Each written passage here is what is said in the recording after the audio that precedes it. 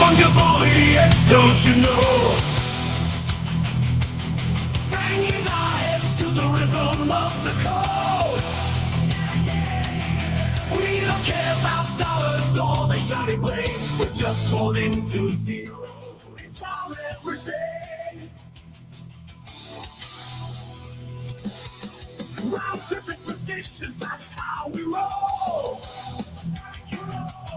We won't make a dollar, won't sell a thing. We're the zero holders, so that's what we say. Zero holders, so that's what we say.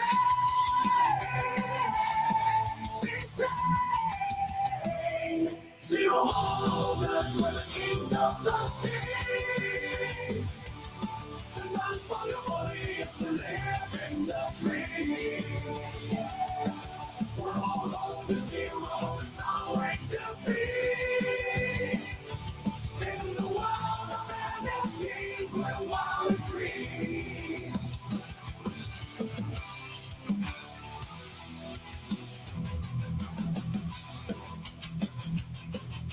Damn, timed that intro almost perfectly. All right, I'm ready. Good morning, guys. Happy Saturday, July 26th. I'm so excited for today. We do a lot of AI talk. I love it. I love it a lot. What I love a little more, a lot more, is these goddamn NFTs, dude. And man, today we're going to spend a lot of time on that because there's a lot going on in the world of NFTs. Today's going to be really freaking fun, guys. Big stories around NFTs here. Really, really cool stories in crypto, too. Market's looking pretty interesting. And we'll touch on AI a little bit. But, man, we're going to vibe, I think, for a good long while today. God, I'm in a good mood, too. I'm always in a good mood, but extra good mood just because the NFT thing. Who's here? Cutie's here. I missed that comment earlier. Good to see you, man. Drop King, good morning. Christian Jensen, good morning, dude. Sir Billy GM, sir. And DK, yeah, we'll definitely do Ordinals. Like, we're going to talk, CryptoPunks, V1 Punks, the Ryder BAYC versus Yuga Labs, Bored Apes. There's like an interesting update there with both sides of them claiming victory, and they're both kind of wrong. And I hate how everybody's got to spin it stupid, but we'll dive into that. We're going to take a look. I still got my Ryder BAYC NFTs. I love them, and I think they're going to be, I don't know, cook one. I don't know. They're gonna be really interesting one day. Maybe. Maybe. Cats, good morning, man. Dead, good morning. Can we talk about an NFT project launching on? Is there an NFT project on virtuals? Yeah, definitely. Let's see. Dude, Rect is cooking. Like the Rect NFT is looking awesome. I gotta make a note to look at that. But the Rect token, guys, hit all-time high this week, 300 mil. That token's on its way to $1 billion too. I mean, we're not in euphoria yet. We're closer to euphoria. I was gonna say we're not close. We're closer to euphoria, but when euphoria is here, man, that Rect token is that'll be $1 billion token. Yo, cats, get the fuck out, dude. So is this the first virtuals? Dude, interesting. Is this the first virtuals like NFT launch? Okay. ERC 6551. I can't keep them straight. I almost thought that was like the smart wallet standard, but it's not, huh? If this is an NFT launching on virtuals, man, then I'm glad I saved some points. Shout out to DeepBrew too, by the way. I really like that team, man. I really like the team. I like what they're building. I did sit with it a bit yesterday, Cats. Like, you keep asking the question of why token? Like, what do you need a token for? And I kept sitting and thinking about that. I'm like, it's such a great question, and I don't think we ever got a great answer to it. And then I go back to, like, the Jesse Pollock headspace of tokenize everything. Just tokenize everything. A token-bound account. Okay, it is the smart wallets. Okay. It is. I need to get them on. Okay. So this is the smart wallets. It's a token-bound account. So it's your account. You get built to like a soul-bound kind of thing. I like it. Okay, yeah, we'll dive into that more. We'll check that out. What's up, Rocky? Good morning, man. Dude, NFT talk today. Can't wait. So again, shout out to DeepBrew who are building. Again, what's the token? Like, why do you need a token other than tokenize and capture attention? Put a value to attention. I like that. Tokenize absolutely everything. I'm with it. They completed this morning. Well, last night actually. They completed last night. Got to 125% subscribed. I think when all is said and done, DeepBrew has the potential to be one of the biggest wins for this space because we've been looking for this good team, good product. Way under the radar. And so not oversubscribed, meaning if you go and you bet on it, you get a ton of tokens. And that's what people did. I think Cats did it and Gravity, I think, did it. And I know some other guys went really hard at it because it wasn't going to complete. It was looking like it wouldn't complete. And then it did at the very end here. And this thing's sitting at what, 400K market cap. You're still up 2x with, I think, a ton of potential to cook here. And some of these guys got huge chunks of token. So really fucking cool. I think this one's going to do really good. Really good. If this hits a mill, I mean, people with a ton of token are going to make thousands. So like, hang on. So like if Cat's got 1 million. So Cat's is looking at right now $370 worth. And if this hits a mill, I mean, he's looking at over 1,000. If this hits a few mil, he's making thousands. And there's going to be some stories of guys who are going to probably make 5, 10, 15K on this, or a lot more if they hold. Like, this one's really interesting. So I like it, but again, I like the team and I like them. So I'm just happy for them to have completed. Now, last thing I'll say about virtuals today, other than when we come back for the NFT thing, I do want to spend more time on it again, the punks and the Ryder rip stuff and all that. We'll come back to this. But there's a really cool upcoming project called Jackpots. Like TLDR, people IRL, I think Katz has given me a lot of like heads up about this, how it works. But like IRL, there's people from around the world that'll buy a lotto ticket. And that lotto ticket is basically, it's almost like a DAO that's going to share in these lotto tickets. So you buy this, I think this is how it works.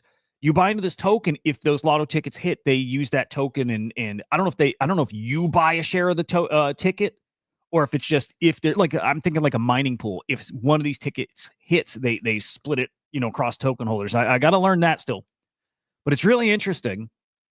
And it looks like I have them on the show. We haven't locked it in yet, but I'm chatting with them. Thank you to Vader for the connect here. But yeah, I like it. Virtuals is getting pretty interesting right now. Not me dead. Is it that you buy the lotto tickets then remotely? I'll dig into it more later. But either way, IRL, like real lotto tickets that you get exposure to. And we'll get into the details, on the show. We're not going to do it live here. I don't think we are. Oh shit, and then aliens. There's apparently an alien invasion coming really soon. Oh, so you actually buy, okay, so you can buy your own ticket. Got it. And that part sucks. Like Katz is saying. Maybe sucks. If your ticket hits, you're paid out in their token, which, good, bad, don't know, but it's interesting.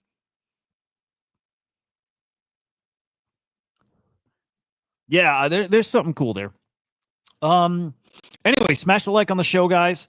Let me double check if we're live on Abstract. The Abstract streaming haven't been working lately. No, we are live now. Okay. We're live. So on Abstract, on X, on, all the usual places. Kick. But come subscribe over on YouTube. Dude, the alien thing is fucking cool. So we'll get to that. I can't remember if it's tomorrow or Monday is officially like the 2-year anniversary of the show, which is so cool. Like, it's a weird thing to do this. Like, just is. I never thought I would like just stream. But here we are. Again, 2 years in. 7 days a week. I will do that as long as I can. You know what I was thinking though? I'm not stuck on doing it every day of the week. I do it because I don't want to lose traction. I know if I take a day off, I want to take another day off and another. That's just my nature. So I don't give myself that option. But I need to start making decisions that like what's healthier to grow the show. If taking a day off to then work on socials makes the show better, then I got to do that, right? Like, I shouldn't do this at the expense of growing it. So I am thinking a lot about that, too. If there's a day, and I love the weekend streams, but if there's a weekend, like a Saturday, Sunday thing where it's like, no, the whole day should just all your brain power. And like, I work the best early in the morning, probably like most people. And it's when I prep for the stream and do the stream. I'm like, if I need to sacrifice that to spend the whole morning doing social stuff, it might be better. So thinking about that a bit. And I also want to say this is kind of off topic, but maybe on a little too. I don't know. I got to show you something really fucking cool I started playing with this morning, which is ChatGPT. ChatGPT's agent mode. I got the rollout today. It's so fucking cool. It's so fucking cool. Thank you guys, by the way. Thank you. I appreciate it a ton. It's cool. We've grown the audience, and we've grown, I don't know, just the skills a little bit. I don't think I'm good at this yet, but I like it. And I'm better than I was when I started. And I know what I could do if I just keep doing it and trying to grow, like putting in that effort. So appreciate you guys a ton. Okay. So I got agent mode on ChatGPT. And like, so what it is, I gave it a search. Okay, let me see if I can sum this up even better. Whatever you ask it, picture that it's going to pilot your computer, even though it's not going to pilot your computer exactly, but picture that it can. It spins up like a virtual browser. And think of most of this stuff you're going to do is web-based. It spins up a virtual browser right in the chat window, and it'll do what you're asking. It'll take 10, 15 minutes to do the task too, and you can see the whole way. You see it browsing websites and clicking and reading and learning. So I asked it this morning because I'm shopping for a knife. And I've spent hours and hours and hours watching videos and going through sites and reviews, and I'm just trying to find like the perfect knife. And I love the Spyderco brand knives. I'm like, fuck, dude, find me the highest rated Spyderco knife at the best price. And it pops up a window, and I'll do one of these live, and it starts scrolling through sites and reviews. And if there's a dead site, it knows it's a dead site. So it starts scrolling reviews, and then it starts scrolling prices. And ultimately, after 12 minutes, it comes back with a review of what's the best Spyderco knife, what brand it is, why it's the best.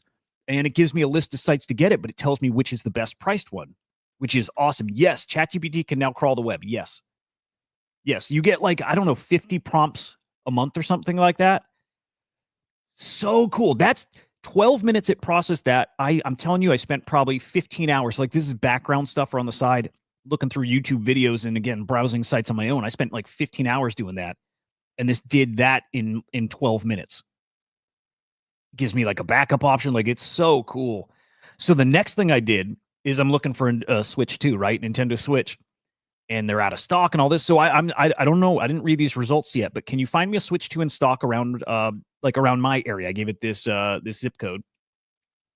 And I'm curious. I'm curious if it found me something. GameStop. There's no confirmation to inventory. Best Buy and Target. Yeah, it's probably not going to have me a perfect answer here. There are no confirmed Switch 2 consoles. See, now, if they were in stock somewhere, it would have told me. I'm sure of that because I went on all these sites already and none of them have it in stock. It's fucking incredible. If any of you guys, Grok does this already kind of, but this is different. Like, I'll show you because we'll do a search live. This is a little different how it, like, actually you see it scrolling and browsing where Grok doesn't. Grok still does search the web, but it's not like interacting with the screen too. And I think this can do more. In fact, you can connect your like Google Drive to this now. I wonder if this can actually like pilot a dock for you too.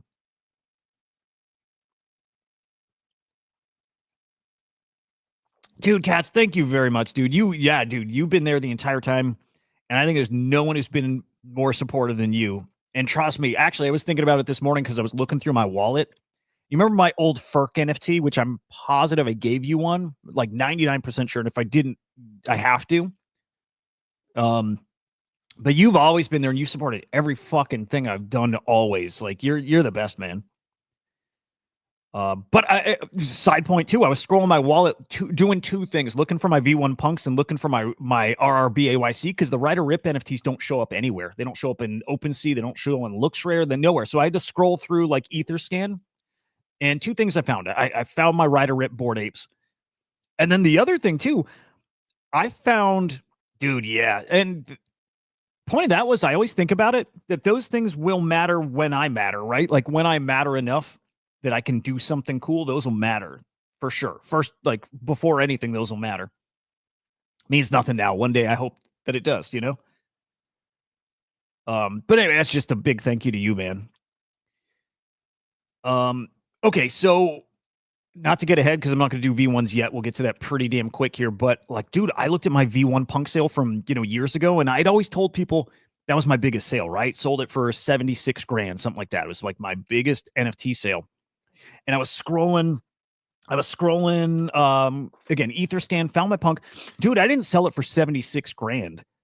I saw again, dude, I sold it for $99,000. I was like this close to my first ever, maybe only six-figure sale, but that's what V1 Punks did back in the day.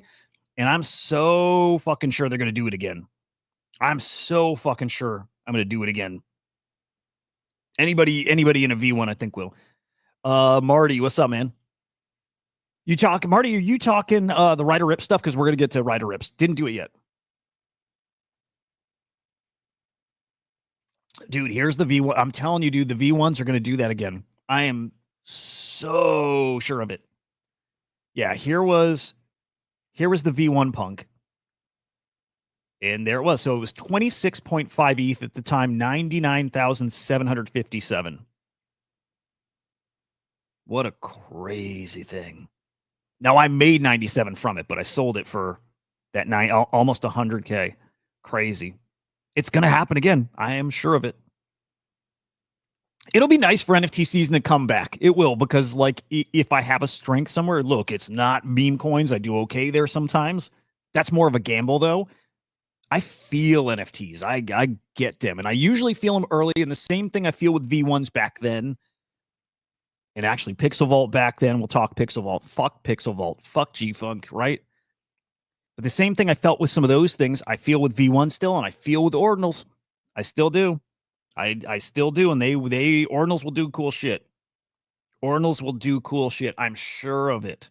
As sure as I was that V1s would do that kind of action, I'm sure they're going to do it again, and I'm sure that some Ordinals collections are going to do the same thing, if not bigger. I'm sure of it. I have zero doubts. It's like a beyond a conviction thing. Well, no, it is conviction, but it's one of these things that like when people question, I'm like, I get why you question it, but I don't, because to me it's like a certainty. There's just like I can just see how this plays out, and I'm sure of it.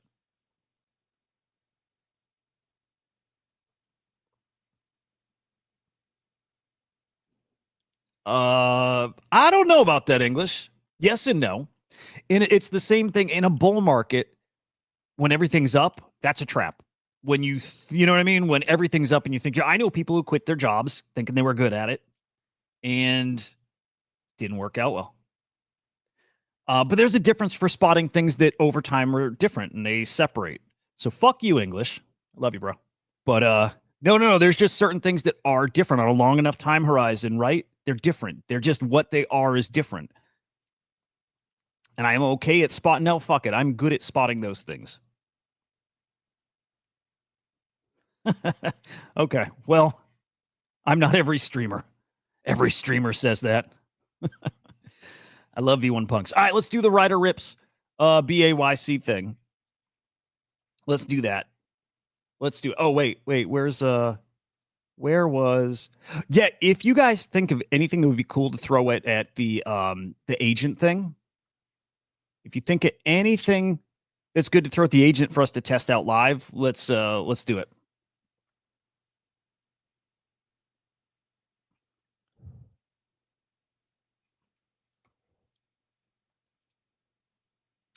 Punks. Punks first or Ryder Rips? God, okay, dude, I really want to throw a query. I want people to see what this does. Let's do. Man, what could I throw at this so we could see it live? Just a quick peek at it. What would be a cool thing to look up? You know what? Fuck it. I'll do like find Fantastic Four tickets. No, hang on. There's got to be something better. There's got to be something better to throw.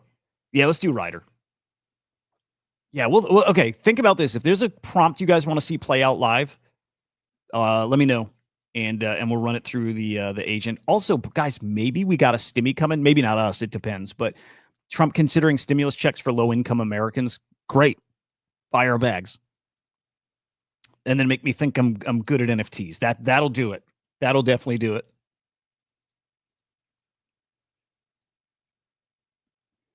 All right, so the Ryder rips BAYC thing. Again, I love them. I bought those. I bought those when they came out because I smelled something interesting. Doesn't mean they're going to pay off like financially in a big way.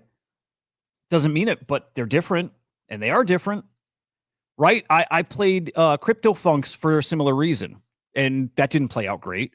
But for a similar reason, the thesis is correct. An NFT that helps define what is an NFT, like legally, what does it mean? Something that plays on copyright, and it's different. And I knew one of those things would make the big time. Like, right, one of those things would be a thing that forever defines an NFT. And the Ryder Rip Bored Apes are doing exactly that. And if there's a side to pick, what side are you on for this? Which is stupid. I don't really take sides, but if there's a side to pick, I'm on the Ryder Rip Bored Ape NFT side. I think they're awesome. I think it's an awesome commentary piece. I think it is a piece of art. I don't think each NFT, well, fuck it. Each individual NFT is a piece of art in its own way, but it's not art where you sit and appreciate the fucking colors and pixels and whatever, right? No, it's like kind of the message of the collection as a whole. Also, rest in peace, Ozzy. It's a weird week, dude. In my feels a lot this week with that, as was most of the world. But God, had a great time with that. That mint was super interesting. So when the Ryder Rip Bored Apes came out, I think they launched on Nifty Gateway. And maybe before they even launched there, I'm trying to remember exactly how it went. But to get one, by the way, let me put one on screen. To get one, you actually had to DM Ryder. He actually would mint them, and then he would send it to your wallet, right? So you send him the ETH, he sends it to your wallet. I didn't do that because I was lazy, right? I talked to him, and I didn't send it to him because I was just lazy. That's probably not wrong. But it's just a term we can use for everything. Any good upcoming NFT drops? Eric, I don't think there's nothing on my radar. I think no, but could be. I'm like way outside of the NFT trenches.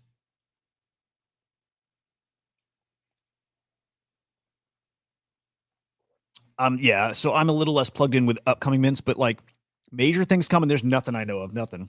So here's the Ryder Rip Bored Ape. It looks just like a Bored Ape. The contract looks very similar to the Bored Ape contract, all that stuff, right? Except it's a different contract. It's totally different. On chain, verifiable, all that stuff. Cool. Last year, God, I think it was last year at this point, but last year, look, they both had wins. Like, right, Yuga Labs won like a $9 million, not settlement, but judgment against Ryder Rips for these NFTs that basically steal the Bored Apes art. And I agree. Yeah, I mean that is what happened.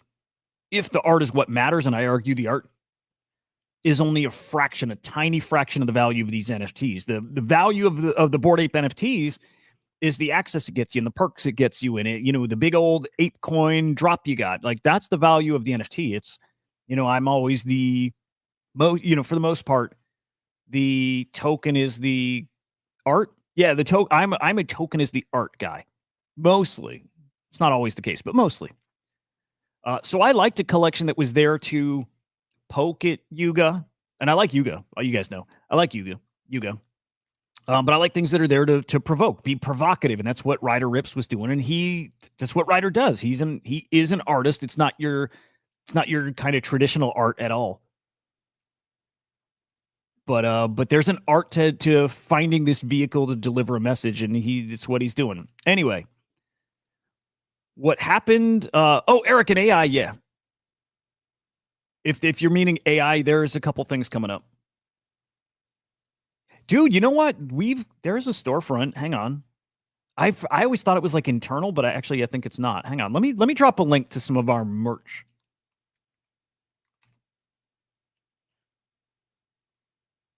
I should actually put this out.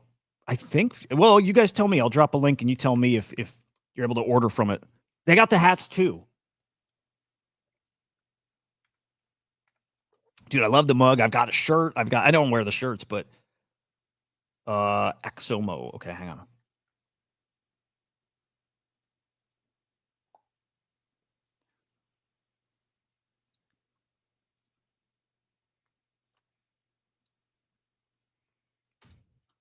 Yeah. Okay. Check this out. I bet you can order from here.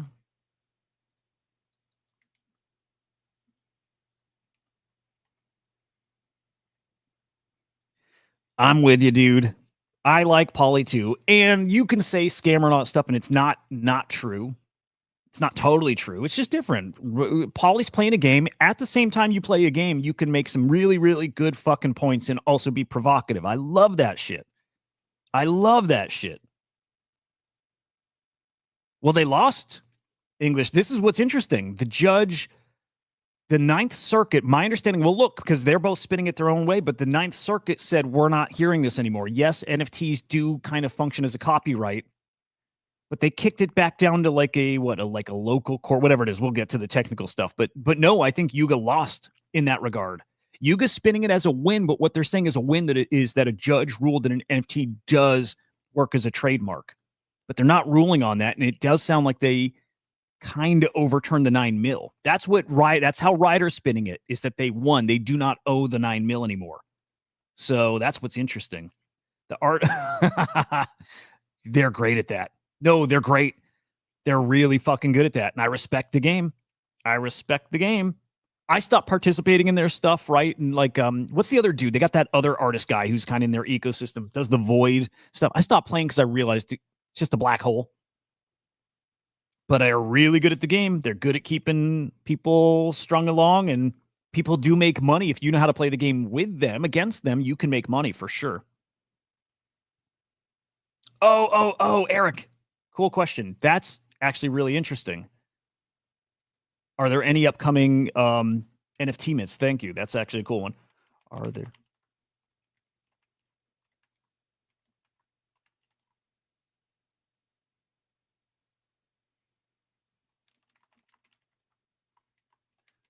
So you'll at least see how it scrolls. Like you'll see how it thinks and how it processes, which is pretty cool. So here's agent. I don't know if we'll get anything cool here, but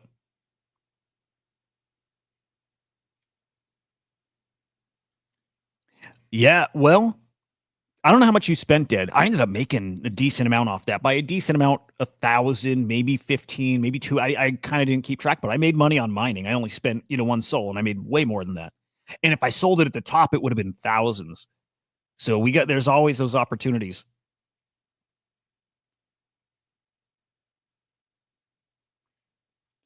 All right, check it out. So here it is. It's showing you the sites. It's basically spinning up a browser. I don't know. They're probably using their own like OpenAI search.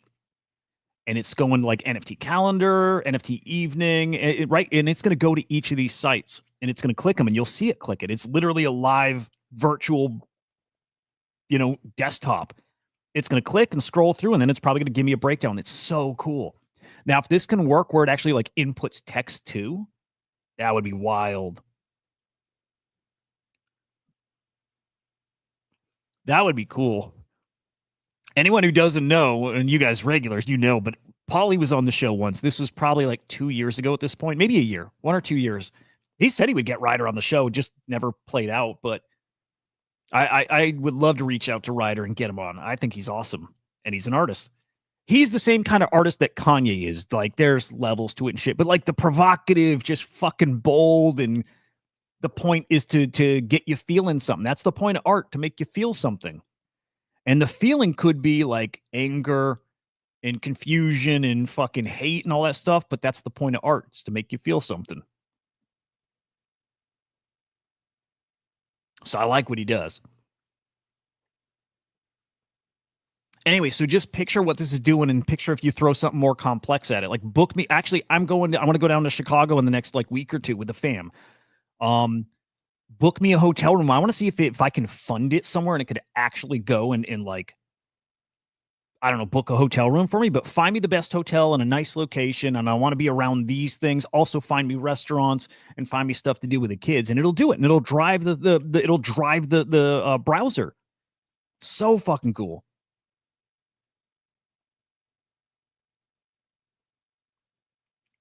How cool is that, man? And it's like, to the point that Grok does this too. It does in its own way, like, the deep think or deep research modes or whatever, right?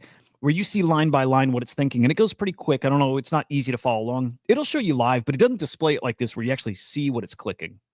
And I do think this is literally like a browser, you know, like a virtual, it's like a VM. Like I mean, this is really live. It's super cool. Damn, dude. I don't know how I'm just thinking how that would work to spend 5 Sol and not get it back. Again, it was pretty buggy at first, but man, I was getting so much of that warped, whatever is pond or whatever, so much. That's fucking funny. That was cool. We'll try to get to that too. Hang on.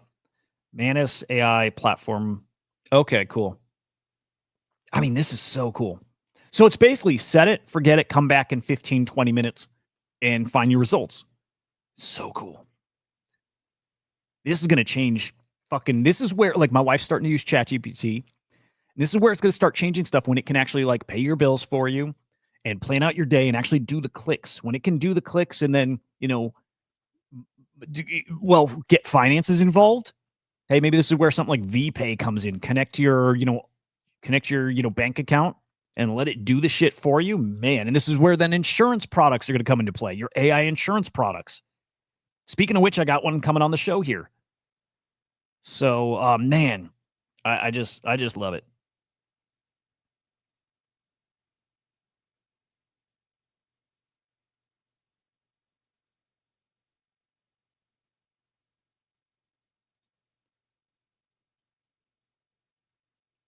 Oh, wow. Okay. Man, the AI stuff's going to get so cool. So cool. What is that? What is that, Drop King? Optimus Gen 2.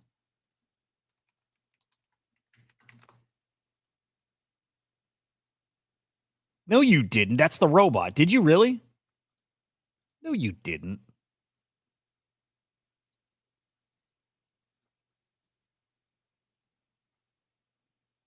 Did you for real? You ordered a fucking robot?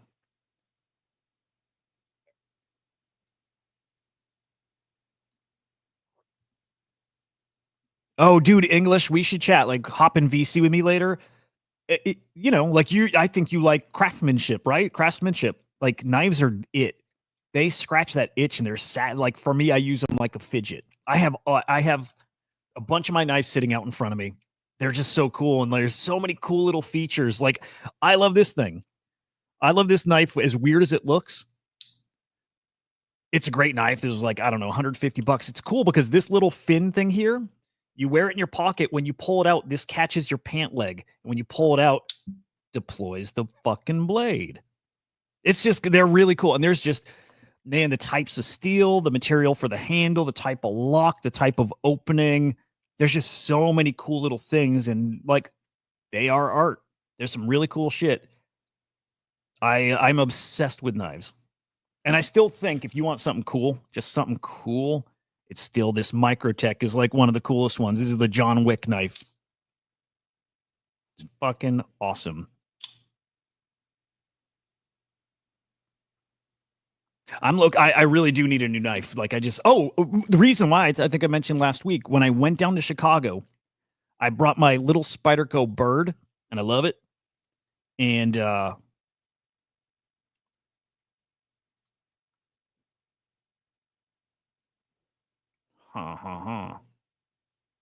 off the grid Raptor.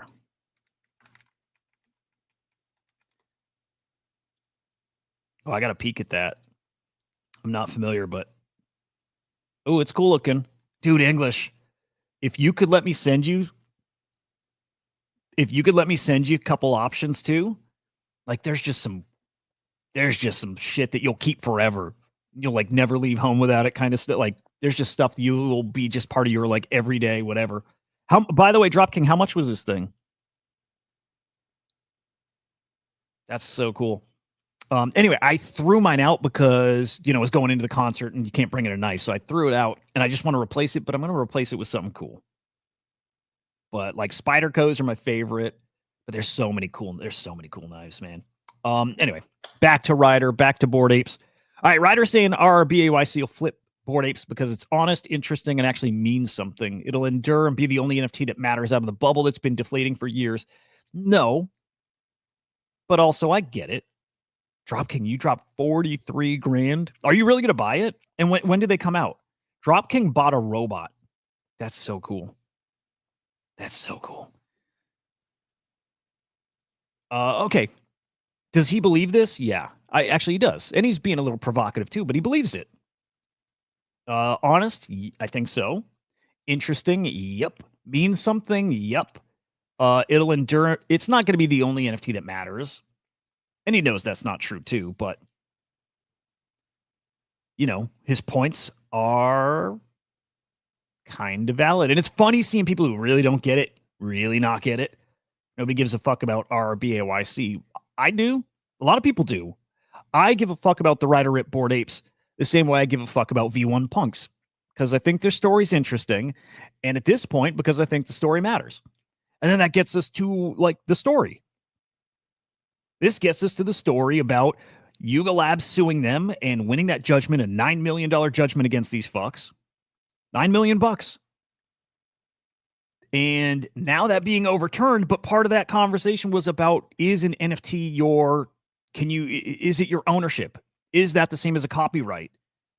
Can your copyright be infringed on, if I'm saying it right, by somebody else who's copying your artwork? Or is the token the actual NFT? And all that matters is that the token is unique. Doesn't matter the image. Maybe that's a whole separate thing. You got to go trademark the image, right? Or your logo. Or does the NFT, the actual token itself, cover all of it? It does matter. It's fucking interesting. We've been wondering this forever. And we're seeing that conversation play out live. Again, I used to think it was the funks, the flipped punks. I thought that would be the one. Funny enough, from Polly and actually Zagabond, the founder of Azuki, launched funks. But those are the thing I'm like, that's going to help define this stuff. We'll see a CryptoPunks versus funks lawsuit one day. And it didn't play out. It happened to be these. Didn't expect that, but knew that conversation, that thing would actually happen. And here we go. And so here's what happened here in the past week. July 23rd, the U.S. Court of Appeals for the Ninth Circuit issued its opinion, authored by the circuit judge, blah, blah, blah. The court affirmed some aspects of the district court's ruling, but reversed others, vacating the $9 million judgment and sending the case back for trial. This is super interesting, man. Super interesting. Yeah, the Ryder Rip things, I can't fathom will ever flip Bored Apes. That only happens if Yuga goes under and something catastrophic happens, and then, Bored Apes fall to like 1 or 2 ETH. And at the same time, Ryder Rip's things just become important for whatever reason, and they hit, 2, 3 ETH. Like, right, there's a world where it happens. It's not going to happen. Nor will V1 Punks flip, CryptoPunks. But both of them have this little chance that it could happen, and both of them are pretty much next to nothing. But it's interesting, and it'll always be part of the conversation the same way that you talk about Node Monks being the first 10K collection, and you will always then talk about Honey Badgers. Same way that conversation will always be there. Doesn't mean any of them are going to retire you or be worth a fortune. Doesn't mean it, but they'll always be in that conversation, always. What'll be interesting is something catastrophic happened to Bored Apes. Well, then they become like a different culture thing, and they become a punk rock thing, and it's like the community then has this opportunity to really run with it and to make it something different, like rebrand in a way. Like they'll always be around. I used to actually not think that. Going back a couple years, I'm like, no, I see a scenario where punks one day are worth $300, where no one will give a shit about it. I used to think that. Now, a few years removed from that, I'm like, no, they'll always. I think they've got enough of the cultural relevance. Like they're that important. They'll never. I don't think they'll ever be worthless. But oh, that's nuts. Yeah, I can't fathom they're ready this year. That'd be wild, though. Dude, I hurt my jaw so fucking bad. I at the concert, I was chewing gum so hard. It was so intense. Like my jaw's fucked up. It's weird. Like it hurts, and I can do a little thing where it like locks my jaw, which is it. I don't like it. I don't like it. Okay, the judge affirmed NFTs qualify as goods eligible for trademark protection under the Lanham Act. By the way, Ryder, if you happen to maybe be out there, maybe, dude, come on the show. Come on the show, dude. I've had Pauly on before. He's fucking great. I like Pauly. Pauly likes me. He probably doesn't, but whatever. But yeah, come on. The court upheld Yuga's trademark priority and enforceability, rejecting arguments that Yuga's terms assigned rights away or that alleged unlawful conduct, whatever. Additionally, the Ninth Circuit affirmed the dismissal with prejudice of Rips and Jeremy. So this is Pauly, Jeremy Kayan, declaratory judgment counterclaims. So they're like countersuing, and that's that they threw that out. Reversed and vacated. Summary judgment for Yuga on trademark infringement and cyber squatting was reversed. That's a big deal. As Yuga didn't prove as a matter of law that RRBAYC caused a likelihood of consumer confusion. That's huge because that's what the Bored Apes were saying. And to be honest, I actually felt like there's a little confusion there because like when I go to the Ryder Rips Bored Ape contract, which that's the point of this thing. You can verify they're different by looking at the contract, right? The thing that got me where I'm like, there is a little something tricky about these. It is if I go to the contract, it's named Bored Ape Yacht Club. So I think the difference is like, I think the real Bored Ape contract, there's no spacing. I think it's just Bored Ape Yacht Club, or maybe it's just Bored. There's a difference, right? There's a little difference in how it's worded, but like the contract is named not Ryder Rips Bored Apes, right? Nothing like that. It's just Bored Ape Yacht Club. And to me, that would be kind of confusing. What's not confusing is the contract addresses are completely different. So like technically they're totally right. There's no confusion there, but it's confusing too. Cutie, I don't know how that works. That started a couple weeks ago. I think it's just rating you for, activity. We could tie rewards to that. That'd be cool. Dude, YouTube airdrop.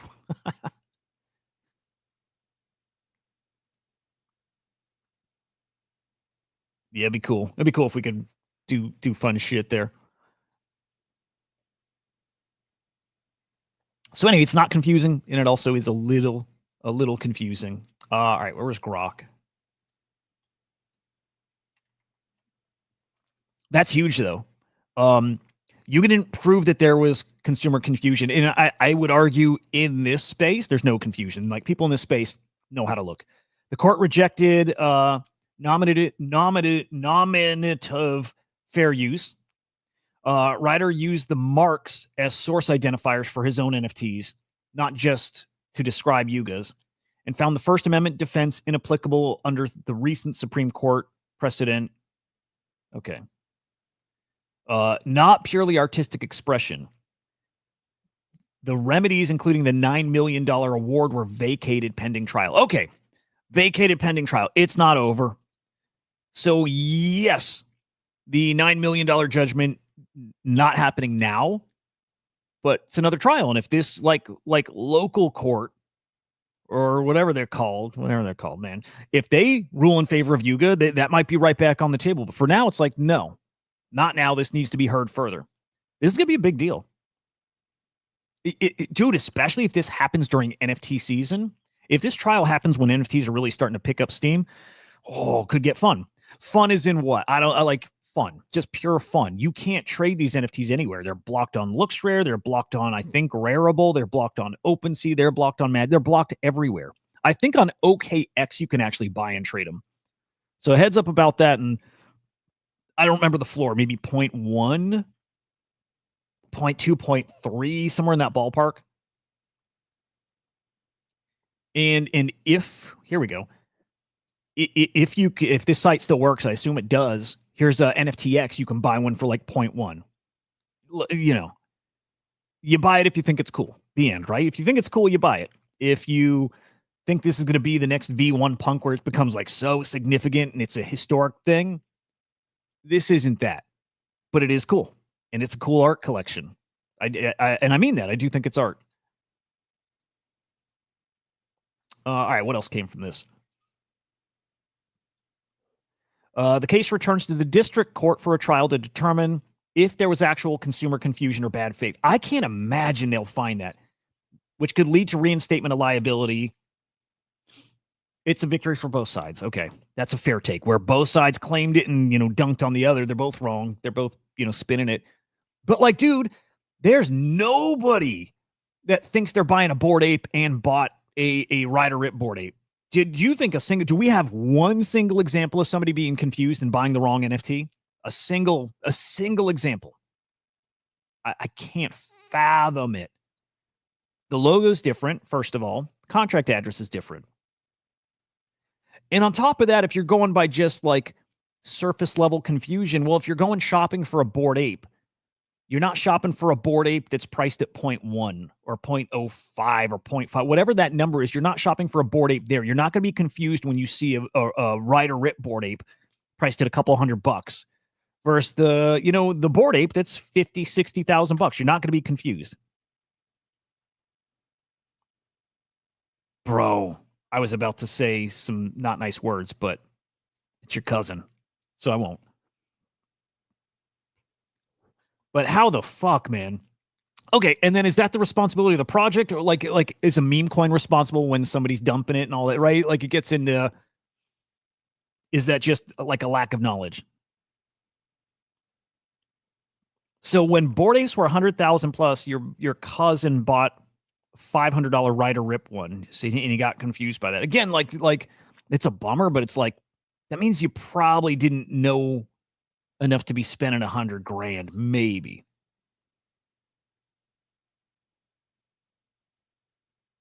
That's so bizarre to think, though, dude. If they're priced at 100,000 and you see one for 500, how does that click? Other than you rushed, you FOMO'd, and you got like, I know that feeling. I do that so much. You get that electric feeling. You're like, oh my god, click, click, click. Right? Like I get that. And it's funny, dude. Like that comment about him being a smart dude. Like you assume if somebody does that, they're retarded, right? Dude, smart people fuck up all the time. There's just when the monkey brain takes over, which is why I am so fucking sure about ordinals and how high NFTs are going to get one day. Like when monkey brain takes over, you will do stupid things. Smart people will do stupid things, and that is the whole NFT thesis. In a few years out, it's the whole thesis. Like there's so much stupid money, and you are so like monkey brain mode, and it's click, click, click, click. I'm so excited. Don't care. And then you realize after the fact when you slow down and realize kind of what happened. Yeah, and then this comes back to if they don't understand, they shouldn't be buying. And it's the same as a meme coin. Like when I had Nate Geraci on the show, and we're talking about meme coins, are they securities? Are they kind of collectibles? And he's like, do you think anybody actually buys these thinking what that they're investing or that they're going to be a millionaire, or do they know they're gambling? And it's like they know they're gambling here in the space. Outside, I don't think they know. But it then means they shouldn't be doing this stuff that they don't understand. And at that point, whose fault is it? To what degree do projects have to hold your hand through every aspect of it? It's one of those things. There's good takes on every side, probably. I definitely lean towards personal responsibility, not as hard as maybe some, but I lean towards that side, and I lean towards that these are clear enough, especially like even the title in the collection. And I remember this because I was shopping for them, right? But the title in the collection was never Bored Ape Yacht Club, right? The title of the collection was always Ryder Rips Bored Apes, something like that. It always had RR. The actual collection names had RR Ryder Rips in them. So even at that level, at the surface level, when you're shopping for one, the collection name isn't Bored Apes, right? It's RR. It's different. Because to me, then it gets to like, well, I don't think you could make an argument that you bought a funk thinking you bought a punk, and there's a visual difference there, right? They're flipped. Well, the visual difference is the title is different. Gargas says, we'll pull up his tweet. We heard back from the Ninth Circuit Court of Appeals on the RRBAYC thing. The Ninth Circuit confirmed Bored Ape NFTs are protectable trademarks, which is an important win for every NFT holder. I agree there, right? I like that. Again, I like that this forces that conversation.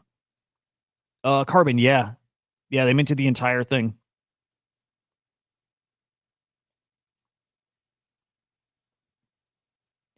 I mean, still, I'd say smart doesn't equal made a really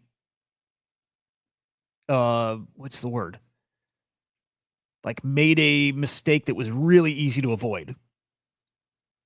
Like really easy to avoid. Like really, really easy to avoid. Again, it's right in the title. It's like if the price difference didn't catch you and the title didn't catch you, and then the step further that you would have to go, which is trickier, but verifying the contract address completely, if those didn't stop you, there's just a point where it's like, it sucks, but I lean towards you protect the thing that's trying to make the point. I wish people are protected too. I wish everybody could win in that scenario, right? But it won't work out that way. Yeah, dumb people shouldn't be buying any of this stuff. A person who doesn't know this shouldn't be here. You can't spend 500 on a Bored Ape and think you just, right? Like, would he fall for the Nigerian prince emails? Like, you know what I mean? Like, it's just like, this is definitely, well, I mean, come on. Is this less obvious than that? The Nigerian prince thing? We'll finish the fight in district court where the judge already fined the Ryder at Bored Ape founder. So if this is going back to the same court who initially fined them, this might not be good for Ryder. This is going to get spicy. I love this. I love this. But yeah, whole collection was minted. I mean, again, it's another thing to verify. The mint dates are like a year apart. Like, right? Like, so the date of the collection doesn't match. The token IDs don't match. There's so many things, right? Price, there's so many things that just very obviously don't match.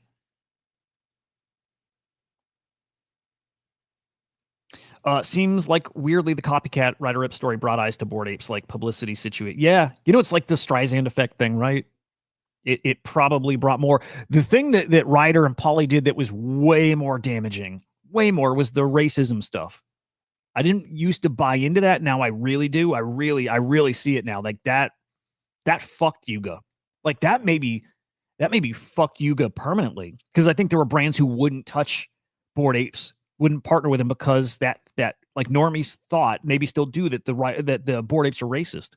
Like you had like Asmongold. He did a stream. He did a segment on covering the Ryder Rip stuff. The Bored Apes are racist stuff. That was super damaging. That one I would totally understand if that was something they got penalized for. So I would understand it more. But I still think that's, I still think it to some weird degree fine that they did that, fine. But that, yeah, I now realize how fucking damaging that was to them. And how can they ever combat it? How do they ever fight back against that? By just saying, no, we're not. It's not good enough when something like viral, and like this was during like peak wokeness stuff, right? Like how do they ever fight back against that? They have no way. You can just say, no, we're not racist.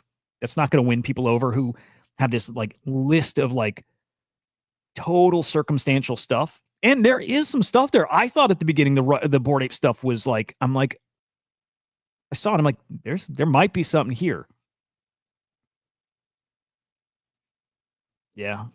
I don't even know where I lean. Again, I have this problem where I can totally be in that camp and then I can totally be in the other. I just know it was damaging. It absolutely was damaging. So anyway, not a win for either. Well, no, I'm sorry. It was a win for either, but nothing's final here. Ryder did something with Kanye. I'm trying to remember what it was. Did he do an album cover for him, or he did something with Kanye? They're buddies. They fucked the same girl. I know that.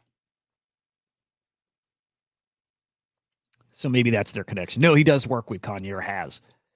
The only conceptual artist to win an appeal in the second most powerful court in the USA. It is crazy. Cool story. Not the end of the story. We are getting closer to the end of that story, and I wonder how it'll play out, if they're going to end up owing again or not. Just no clue. No clue. But it's fun.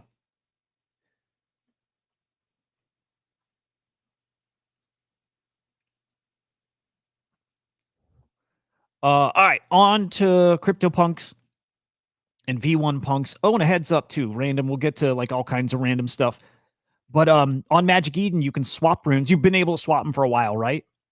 But you can now go buy $1 worth of some rune, right? Like good old like traditional swaps now on Magic Eden, which is very cool. Very cool. Is that helping our rune bags? Not a ton, but runes are actually looking okay. Like I'm not feeling so terrible about runes right now. Dog 360 mil market cap. Magic Internet Money, almost 80 mil. Kraken has been shilling these a bit. Kraken shilled Gizmo a bit, 10 mil market cap. These, I am less bearish on these than before. I've never been full bear, right? Like I'm very hopeful. That's my bags talking. Very hopeful these cook one day. And they could. And I've fluctuated from being 50-50 that they're a cook, maybe even higher at some point, 60% sure they're going to be a cook one day, to as low as like 10% chance they cook, like pretty low. I don't know where I'm at now. 30% chance that they could cook. I think they have a really great upside still. And with some risk. Risk reward is there. Your best risk reward is V1 Punks.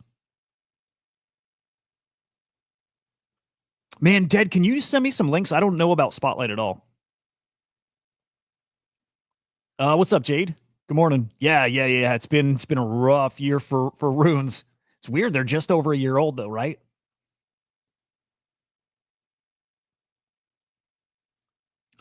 Dude, interesting. I didn't hear that, but that's interesting. That'd be cool. Oh, yeah. Hang on. Wow. Okay, before I go to V1s, why don't we finish up some Yuga stuff? Because Yuga did some cool stuff this week. To some people, to me, not at all. So Yuga did 2 things this week, maybe actually more than that. But number one, Yuga hosted a like a live chat in the Otherside metaverse in a bubble. Cool. That's cool. I like it. I really like that. I like the social stuff. I like the Otherside metaverse in theory. Like I like the idea of the Otherside metaverse. We'll come back to runes, by the way, guys. I like the idea of Otherside metaverse a lot, like a fuck ton. And I also think they're doing a bad job. I think they're doing a really bad job. Okay, so let me get some links pulled up. So they did the spaces, bubble chat. Super cool. I didn't get to join. If any of you did, I'd love to hear how you liked it. Look, that part looked awesome. Now, the other thing they did, we'll look at some footage from it. The other thing, they revealed their bathroom Blitz brawl, bathroom Blitz. So they got a game coming out, kind of like Project Dragon, like a shooter game. Looks a little more refined, maybe a bit, like a little more refined, a little like better graphics, all that stuff. 15% chance for runes to pump. Well, okay, how about this, Jade?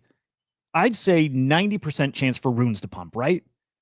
Like 90% chance, 95% chance for runes to pump. It's more like fucking extreme. Like dog to a bill in like other runes, like a Gizmo from 10 mil to like 60 mil or 100 mil. Like, like, do they get extreme and do they get on the same footing as like, do we see the runes meme coins reach like parity with Solana meme coins? That's the thing I'm not sure about. It's a maybe. That's where I'm like 30% chance that happens. But like, do they pump? Definitely. In fact, I think they outperform Bitcoin. Depends on which one, right? But I think Gizmo probably outperforms Bitcoin this cycle. Like, we're getting to that chance. I still see Gizmo. I'm hoping Gizmo's like 30, 40, 50 mil. I'm hoping 100 mil, right?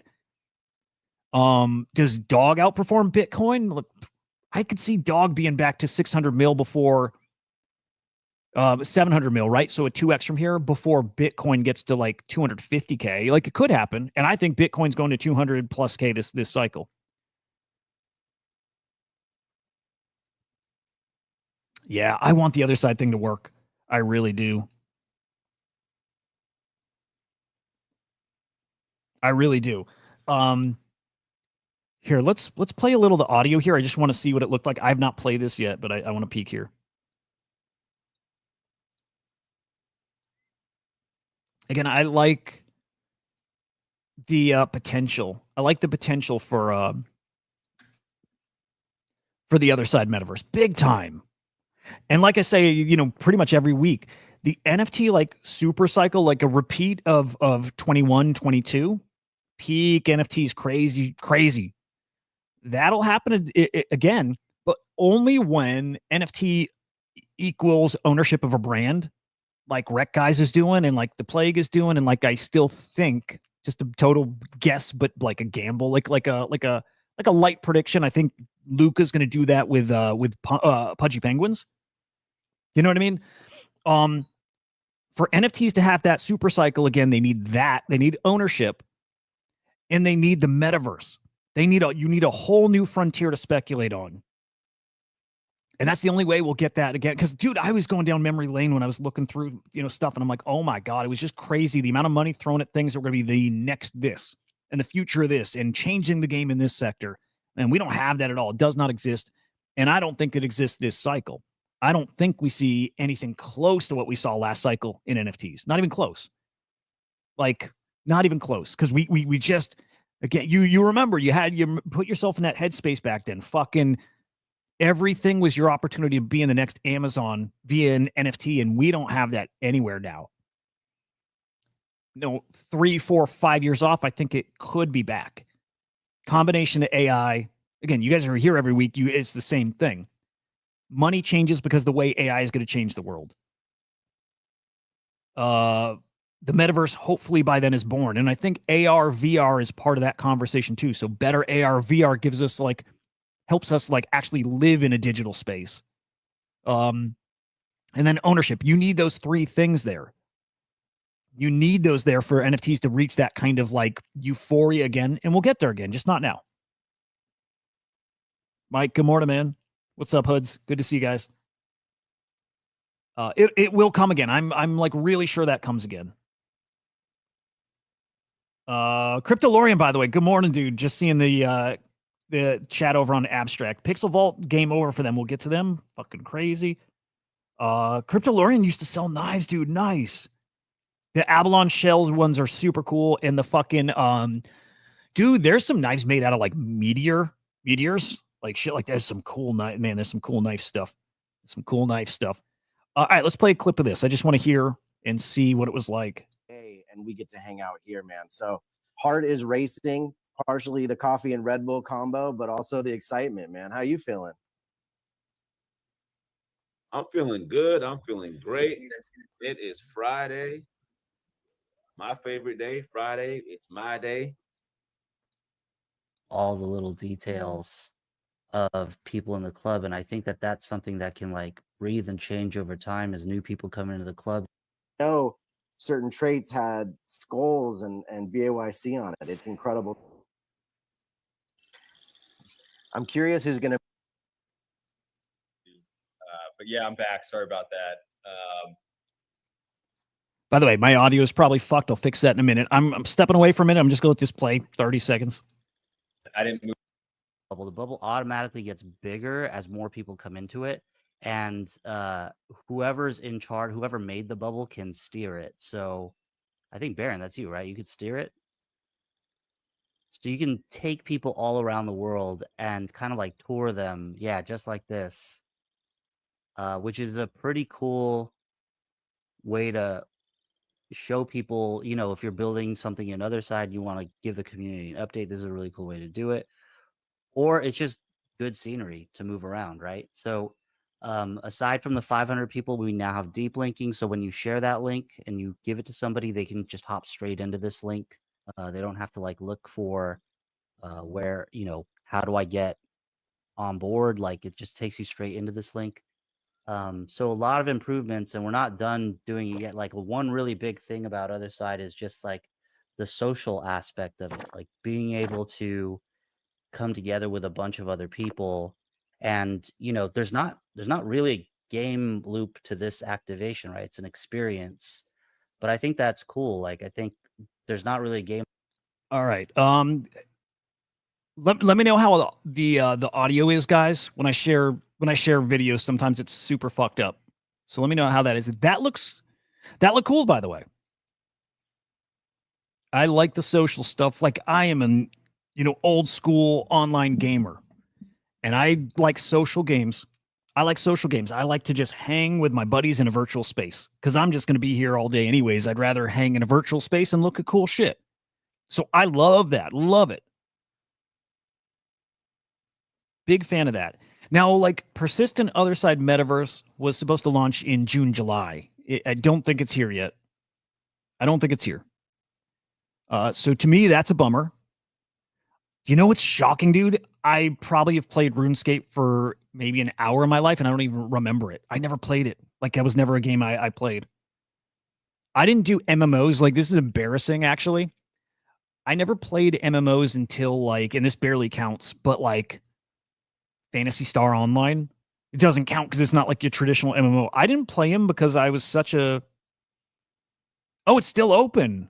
Oh, that's cool. Shit, I didn't know that. That's cool. Okay, if officially Otherside Metaverse is persistent, open, and you can spin up these things whenever, that's fucking awesome.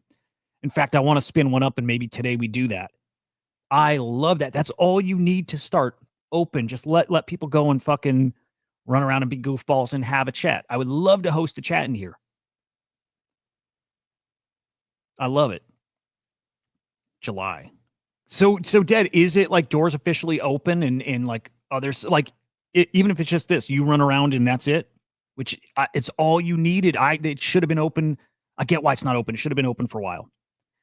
And then by the end of the year, open to all landowners. What do you need right now to get in there, Dead? Do you need any NFT? Like, do you have to have like anything, or is it just open? This is good for the space. As much as I'm about to rip on this shit, and I am, this is good for the space, and we should root for it because we need this to work. We need this to be big. We need it to be big. We need the metaverse stuff to actually work.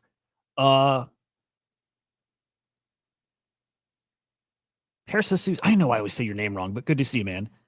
Arlac, you have 18,000 points expiring. What should you ape in on virtuals? Depends when they're expiring, dude, but there's there's that lottery ticket one coming up on Tuesday, and that one for sure. I think that one for sure. Oh, shit, that message was from, like, yesterday. My bad.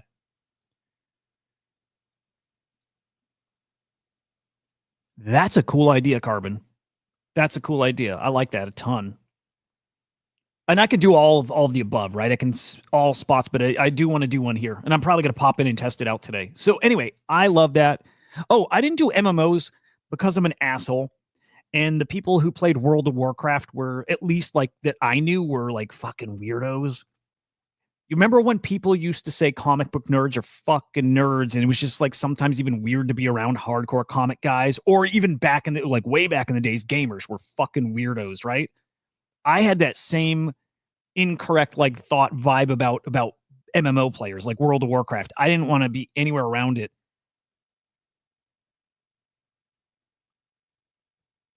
That's what's up.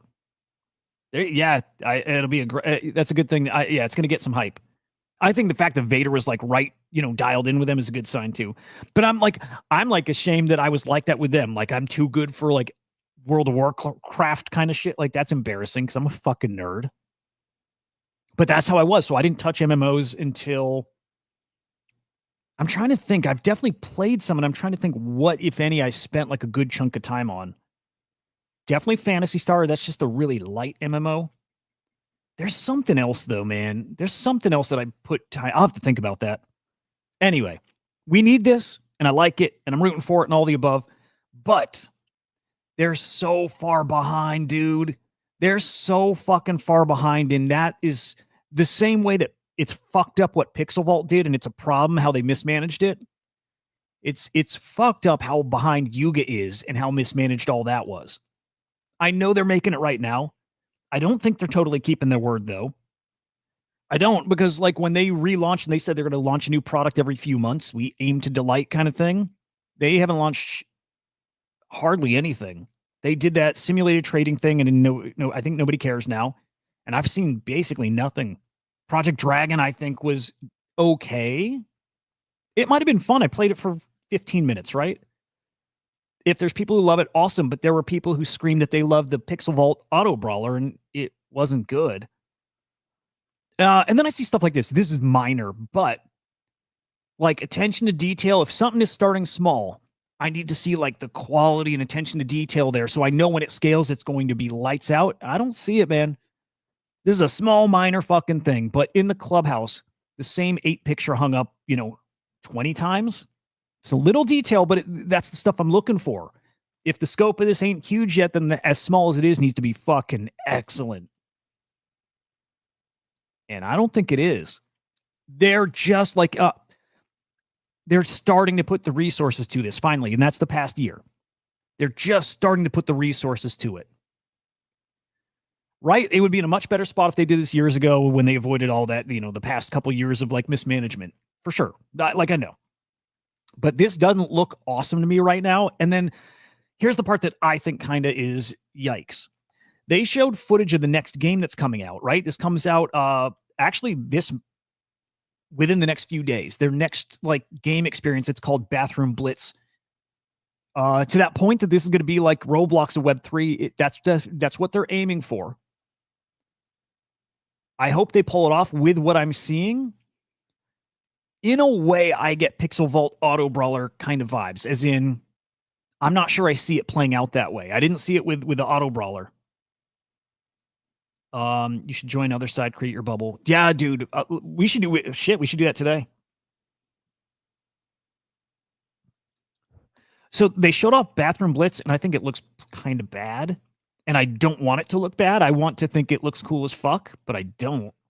I'll play this trailer. I think their engine, whatever they're using, and they're building in the M squared, improbable stuff. I think they're great. But I think these games, well, okay, I can kind of like, I'll change my mind on the spot. You guys know I do that, right? Roblox looks rough. That's part of its charm. And the gameplay's rough. I don't know how my kids play it. They're on their phones and tablets and using their thumbs to control stuff, and it plays so rough. Like, to me, not responsive or over-responsive, whatever it is, right? But it works. Clearly, it works. Millions upon hundreds of millions of people play Roblox games. This gives me that vibe where I look at it, it doesn't look good. It doesn't move well. It's not animated well. There's nothing I see here that makes me, like, blown away by anything. The only thing I've been blown away by in Otherside is the scope and the amount of concurrent players. That's fucking impressive. But I'm going to play the video, and again, when I see the animations and the gunplay and all, I'm like, what? Come on.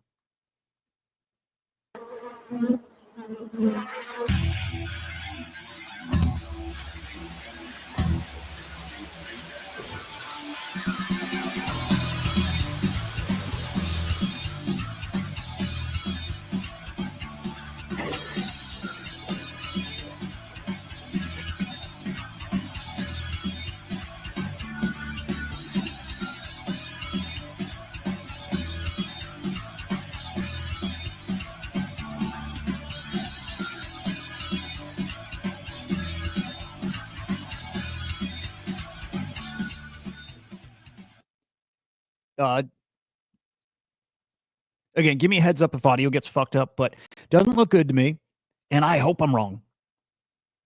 That's a good take. You like the level design. That's cool. Okay. I think that's fair. I think the level looks like okay. Again, I love being wrong.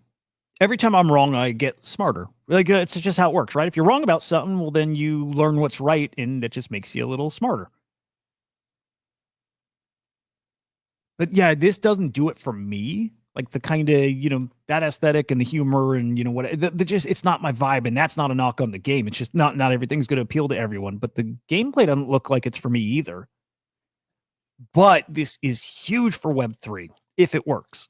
If it becomes like a Roblox kind of competitor. They have every opportunity for that too. Like, do not write off Yuga Labs. They got all the connections. They got all the money. It's inside Otherside, right? I think you launch it as its own like instance. It'll be like Roblox, right? Like you can, I don't even know if Roblox has like a free roam. I don't think it does, but we'll have like these grids of like endless games that come out. So again, I hope I'm way wrong, and I hope the game's actually super fun so it attracts new players. Really, really do hope. Yeah, kind of like that. Now, there's where the potential is. When Superman came out a couple weeks back, well, the new Fortnite season is all Superman themed. What if we start seeing those partnerships here? This is where the Bored Ape brand then becomes a problem. That what Ryder and Polly did to the Yuga brand becomes a problem. Are they going to throw their brands in to something that still has this racism stuff hanging over? Right or wrong, right? And I think wrong, but damaging to the brand for sure. But that's the potential they have, is to get these main, like Destiny's got Star Wars stuff in it now. Like, will we see that in the Otherside metaverse? Hope so. Pray to fucking God it happens. That's what we need. That's what we need. So, okay. So I'm just trying to be critical about this because I think it's smart to be. I'm rooting for this super fucking hard. So far, it doesn't look good to me. But it doesn't matter if it looks good to me. It's does it look good enough to a majority of the people out there? Will it bring new people in? And it totally could. It totally fucking could. And so I'm rooting for it hard. And I'll support it, and I'll share it, and I'll shill it, and whatever. Like, it's good for the space. So that's kind of like my approach to this stuff. By the way, Ryder has a meme coin that I actually think will. Wow, it'll do well. This was at like 600-700K yesterday, so almost a 2x. This will do well. This will be back in the millions. This will be back in the millions. I think it was there at one point. It'll be back there. Oh, no shit, Mufasa. Worth anything, like 0.1, 0.2. But Ryder even said the initial ones, the ones that are numbered under like 1,200 or so, are the better ones because those are the ones he hand minted and, sent to people. So you have one of the better ones. Mufasa, I'm with you. The whole purpose was to show you can't copy an NFT. There's no such thing. I'm with you. That's the part I lean into as well. I love that. You can't copy an NFT. So if Yuga loses, we can copy Pudgy Penguins and claim Luca is on Epstein list. Yes. Yes, copy Pudgy Penguins. Make a copy collection and put it out there and put up whatever message you want on it. Absolutely. I don't think you're selling the artwork. I think you're selling the token and who touched it and its provenance and what it does for you and all that. That to me is the value of an NFT. Pudgy Penguin's not worth what it's worth because of the art. Now Pudgy's is starting to enter new territory because it's this massive art. My son told me yesterday, he's like, what was he asking me? He was asking me about Luke. He asked me who owns Pudgy Penguins. Like, my son is like crypto aware and NFT aware, right? He's 18 and he, I've been doing this for years. He knows. He's like, I see Pudgy Penguins everywhere. His words too, he's like, they're everywhere and there's no anything about NFTs. I just see the memes everywhere. Brilliant. Luca's fucking amazing. But yes, mint to Pudgy collection. Say something about the Epstein shit. Anything. Who cares? We can all verify in a second that it's not the real thing. I mean, again, to me, the value of an NFT, even a Pudgy Penguin NFT, isn't the art. It's the token, and then it gets you in their Discord, and it gets you airdrops, and it gets you this, and it gets you abstract. That thing gets you stuff. The copy isn't. Funny. Yeah, Luca's awesome. Luca's fucking great. Yep. I love that. Cons is getting ready for prime time.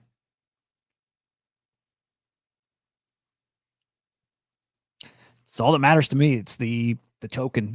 As Paulie says, you bought a receipt. He's right. You bought a receipt. I love the receipts. And people are like laughing at it like it's just a fucking receipt. I'm like, no, that's the beauty here. Is that before a receipt didn't matter. Before a receipt didn't matter because you had no way to preserve it. That's the game-changing part about NFTs. The receipt really fucking matters now because it's a forever thing. It's all about the receipt. Like people dismissed that when Paulie said, I'm like, no, that's the whole fucking point. You got this forever receipt. It's so fucking awesome. It's all that matters. The artwork, look, 2/3 of NFTs images are going to go poof one day. We know that. The token is never going to go poof. Even you burn it, it still doesn't go poof. That's the value. That's the best part. It's all that matters. The fucking image is icing on top. Doesn't matter. If it does to you, great. Like, awesome. It's part of it too. But is it the part that has that is the value of it? No. Again, not every NFT is the same, and some of them it is the artwork. That's the value of it, But I don't know. Here's one of my RRBAYCs. I don't have any that are under 1,200. Like, again, another flag or another whatever. The token IDs don't match the numbers. I think with Bored Apes they do.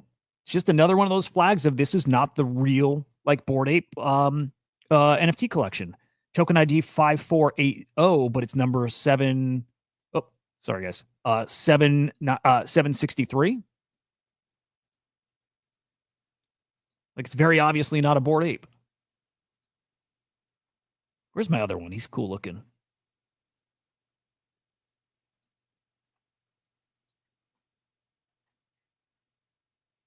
Yeah, so I have that one and then this guy. They're awesome. I want more. I want more. I really like them. Again, not retiring off them, might not even make money off them, but I love the story. Let's check in, by the way, ChatGPT, about any upcoming mints. So it took 4 minutes for the search. Hey, do we have a new Tiffany's mint?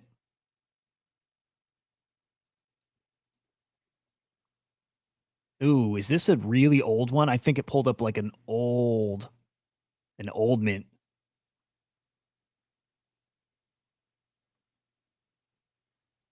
Yeah, they pulled up something from a year ago or even older. So that's not good. It just shows that, AI is often wrong. Dude, I hate some of the conversations out there about like, don't trust AI. It's programmed to lie to you.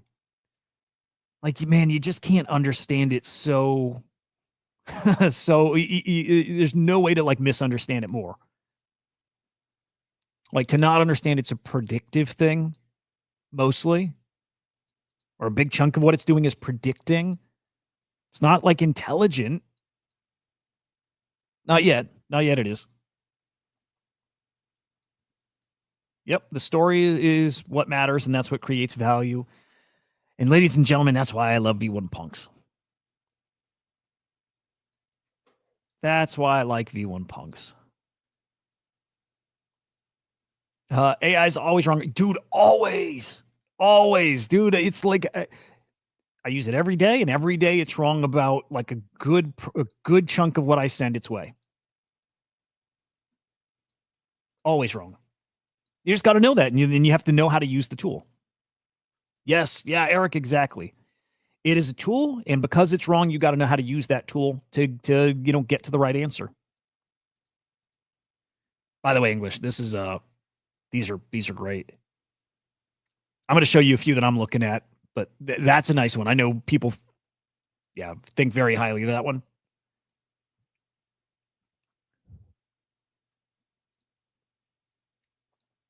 All right, CryptoPunks and V1s, and I don't know. I just like tweeting about them because I believe in them so much.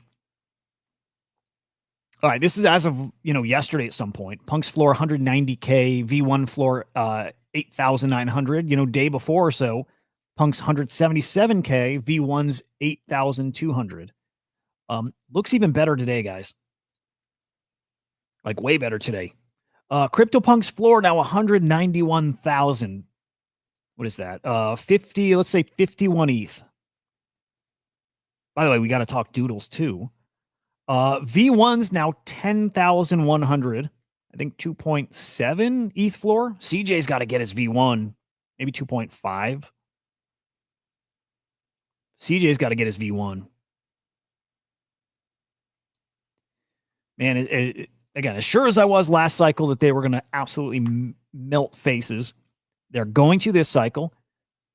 I actually think, here we go. Yeah, 2.7 ETH floor. Man, I do think there's a chance V1s get back to like 100,000 floor. That there is a chance this cycle they do that. I don't know where I stand, like how much conviction I have that happens. There's a chance, and it's a better chance than my rune thesis, right? It's a better chance than that. I think there's a decent, maybe it's about the same as runes. Actually, yeah, probably there's like a 30% chance, maybe lower. 15, let's say 15% chance V1s get to 100K. Small chance, but it's there.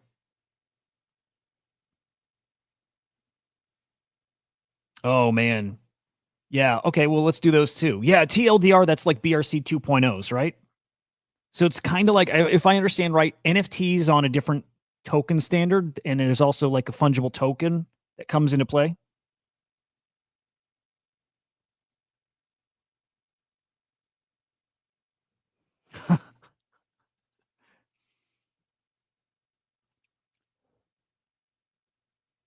Yeah, to some degree, actually a big degree, using multiple different AI, like LLMs or different model. Like it's important to use a few things.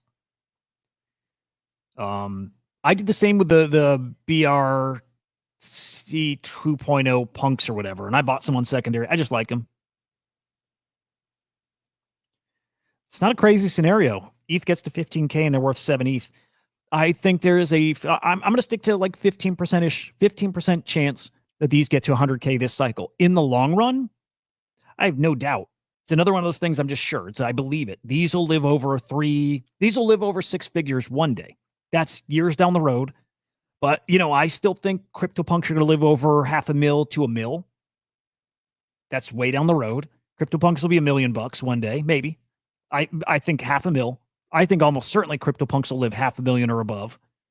And V1s, I think, will get over 6 figures, and I think they'll live probably over that too. But I think they'll live over 50K, 25. There's some big number that they're going to get to and live, never fall below.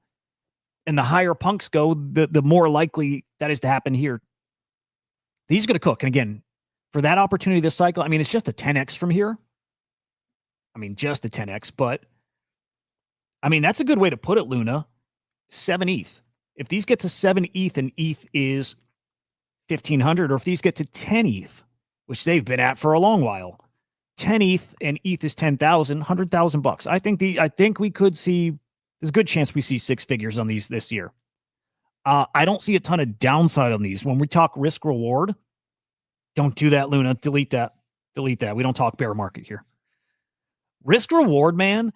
I don't see a lot of, there's some risk. I don't see a lot of downside risk on these, especially in the next 12 to 16 months. Towards the end of that, bigger risk, right? But in the next 12 months, I almost don't see, hardly any downside to these. Bear market, the absolute worst of the bear market, and actually even, it was still bear market. These dipped just below an ETH and they didn't live there long. And it was weird. When we saw these underneath, everyone's like, holy shit. To me, that's as low as they'll ever get is 1 ETH. Big loss if you buy here and they fall to an ETH, sure. But that's not the kind of losses I get other places like meme coins. It's not the same kind of loss. It's way less of a loss here. If I had a big old pile of money and I was looking for best risk reward plays right now, I think V1s are top of that list. I think they're number one. Knowing they got to almost a 30 ETH floor last cycle. Believing that punks are going to go much, much, much higher. Much higher this cycle, and that brings V1s right up with it. Yeah. I think even safely, you can say these are going to be 30, 40,000 this cycle. I still think 50 to 100. I think 100 is possible. But anyway, I love these fucking things. And they are going to get out of reach soon. They're a bit out of reach now, right? It's not cheap. $10,000 isn't cheap. 2.7 ETH isn't cheap, but I think a lot of people still could afford to grab that. I don't think they'll be affordable soon. 5 ETH is not affordable anymore, right? That's 16, 17 grand. That's kind of when they get out of reach is 5 ETH, and they are probably going to do a move to 5 ETH, I think, kind of quickly here. I think it'll be honestly, I think it'll be you wake up one day and they're 5 ETH. That's, it's not hard to do that. In NFTs, it's not hard. You sell, 30 of these things, and that can happen in one click. But I think we're going to wake up one day and these are just going to be 5 ETH. Again, 15, 16, 17 grand, whatever. What do you think about 5780 knowing the original punk is permanently lost? What was the story with that one? Is that one Robness burned, or what happened to that punk? And I don't think it's worth any more because, a little more. Actually, it's worth a little more because that's a great point. If that other punk is no longer tradable because it's been burned, or it's in a wallet nobody has access to, but the V1's tradable. So if you want to own that one, the only way to own that one is that. Look, if it has super desirable traits, let's see if we can find it. Then that's, yeah. Okay, that's the, is that the Robness one? It definitely has more value than a floor, yep. But man, it's so hard to guess with, these predictions, right? It's just got a cool, if story matters, and it sure does, then it's got more value. Does it make it 2x the floor, 10x that? Never know with that stuff. But definitely worth more than a floor. Probably, I'd say a couple ETH more than the floor. But obviously more. Well, let's see when this was bought. God, I love NFTs so much, man. This sold 2 years ago for $17,000, 4.7 ETH. I mean, if that got listed now, I would guess it goes for like 7, 8 ETH. We just saw we saw V1 last week sell for 200 ETH, and a second one sell for 50 ETH. You're not here's what's interesting with V1s. And it's the same with the ordinals. Right? You're only growing the base of people who get it and who believe in it. Right? Over time, because of what these kind of assets are, it's like a belief. You don't lose people. Like ordinals, you could probably lose people a little bit, but once you get a V1 Punk, you never unget it. You might, change your price predictions or whatever. You're never going to not understand why they matter, though. So all you're doing over time is winning over more and more people who understand. And I always play this little percent game. Out of X number of people, 0.1% are going to come in and get it and spend money. And you start doing that over time, over 5, 10 years, and we're starting to talk into tens of millions of people who come in and get a small percent who get it and want to spend the money. That's the supply demand thing. And the demand for these, in my opinion, is only going to grow. It doesn't have downside because you don't lose believers in it.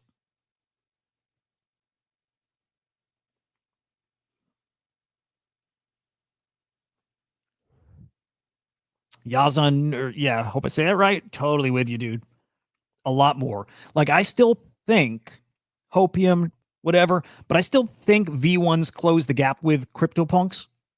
I don't think they ever flip. I think there's a tiny chance. It's so unlikely. It's probably even stupid to say, but there's a tiny little baby chance they flip. Even if it's only for a day, and even if that's in a bear market, whatever the scenario, there's a tiny chance. I don't think it's ever going to happen. I would bet money that it won't happen, but it could. But 10 years down the road, and again, CryptoPunks over $1 million. V1s to me live over 100,000, maybe even a quarter, maybe they're $250,000. I think that gap closes because they matter. They matter between the two collections. There's not even 20,000 between the two collections because a couple thousand of the V1s are lost for good. They're just gone. So the V1 supply, like total collection, it's never going to be 10,000. Right? Total supply right now, as far as V1 Punks that have the wrapper so you can trade them, let's say 5,100. It'll never reach 10,000. There's thousands of these that are gone for good and will never be wrapped, which makes it interesting. So we could almost say between V1s and V2s, let's say there's 17,000 NFTs total. When I think there's hundreds of millions of people coming on chain, ultimately billions, but that's what's coming. Oh, he's so cool. Is this yours? Do you own that one?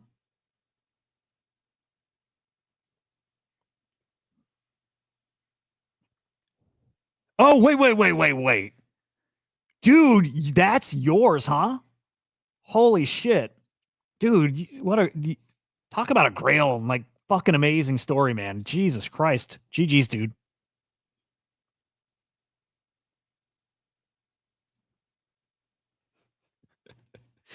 It's so true, man. It's so true. I love him. I absolutely love him. Man, congrats to you, dude. That is absolutely amazing.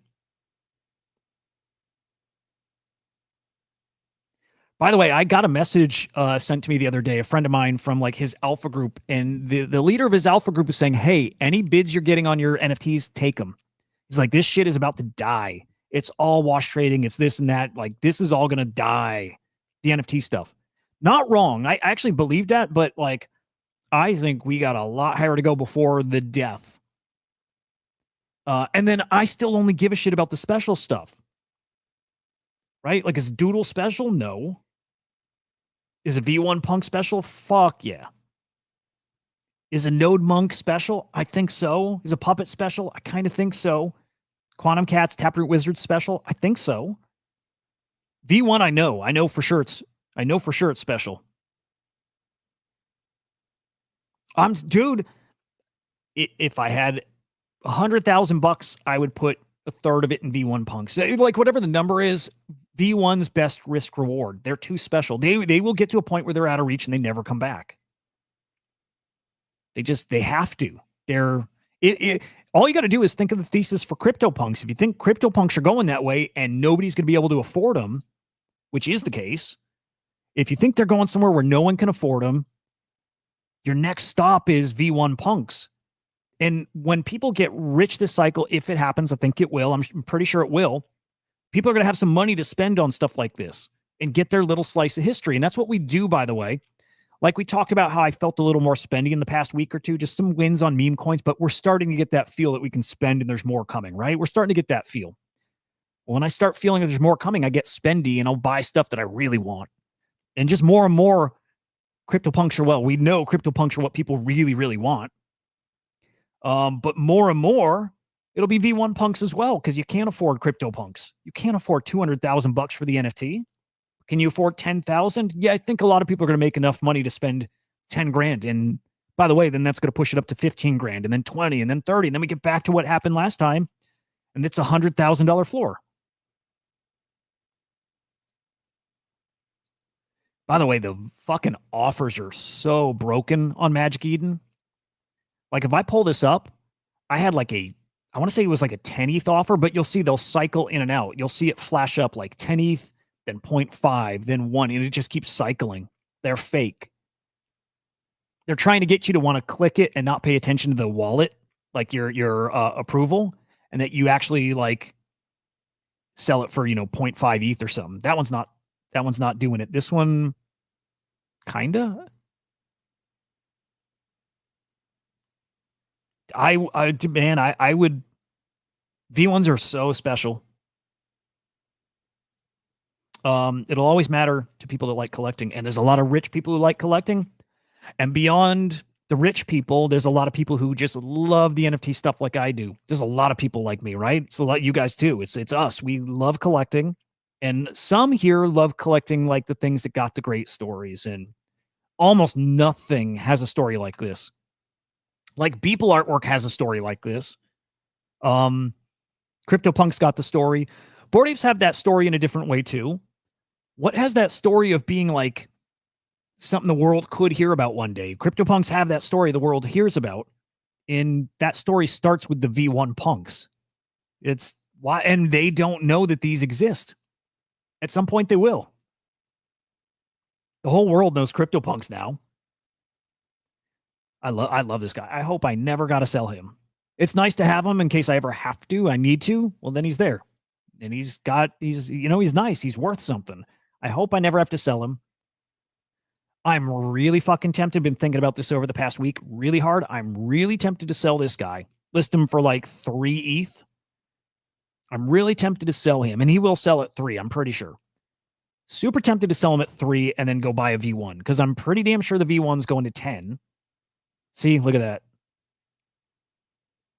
So if I click it, it's going to change.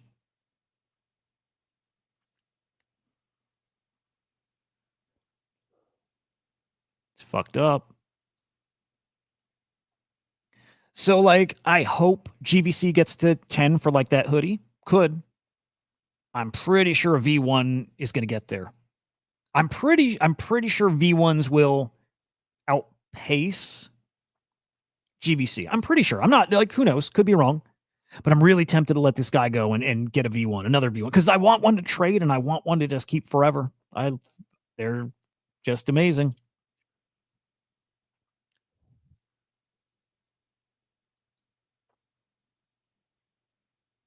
Yeah, Mufasa, that's true. And I don't see it happening, but a Gary V could. To me, it would take more than a Gary, but like it could happen. Like there's that little chance that could happen. That the error print or the first version or the beta version, the one that was minted back when that story, we tell the story about it, the V1s are that punk. There is that chance it happens. I'm not betting on that. I'm just betting that these hold up their value really well and that they close the gap with CryptoPunks. Dude, yes. Carbon, I would. I believe in them that much. Super fucking special NFTs. There's almost nothing like, well, there is nothing like it. There is no other CryptoPunk. There's nothing else out there with a story like that. Man, I want a wreck guy. How the fuck are Moonbirds worth more than a wreck guy? Crazy. Doodles had some kind of controversy this week too. I think they fired more of their staff. In fact, Musty, like, right, I've been talking to this lady at Doodles who's part of their like marketing or whatever, trying to get them on the show to talk AI, and she's been awful. Not replying, just totally started ghosting me. Sucks. Doodles team is not I don't know. I don't have a lot of positive stuff to say about the Doodles team. So Musty's like, dude, reach out to their community guy and tell him and then tell me because I'll poke him. So Musty knows him. Well, that guy just got let go from Doodles. Doodles let go like 2 or 3 of their like kind of core team over the past week. Doodles feel kind of cooked, right? Doodles don't have that story, man. Again, almost nothing does. Almost nothing has the story that V1s have. But yeah, Doodles feeling kind of cooked. And they'll still probably pump, but I don't know, dude. I don't feel good about Doodles. Project Aeon, so good. I missed mine. I hate that I had to sell some shit to pay bills, and I hate that. Hate it. Yeah, sold my Eon to pay bills. Oh, I love those. Murad is right. Murad's right. Murad is great. Yeah, actually, I like that too. MFers got maybe not definitely not the story of V1s, but they're a culture play, man, and they like, yeah, I would always say MFers will have some relevance. Only Pudgies and Rex has a story right now. Yep. That's a good take. Yeah, nothing really has a story. Pure collectibles, again, punks, yeah. But as far as like here now, relevant building, potential to grow, those two. Yeah.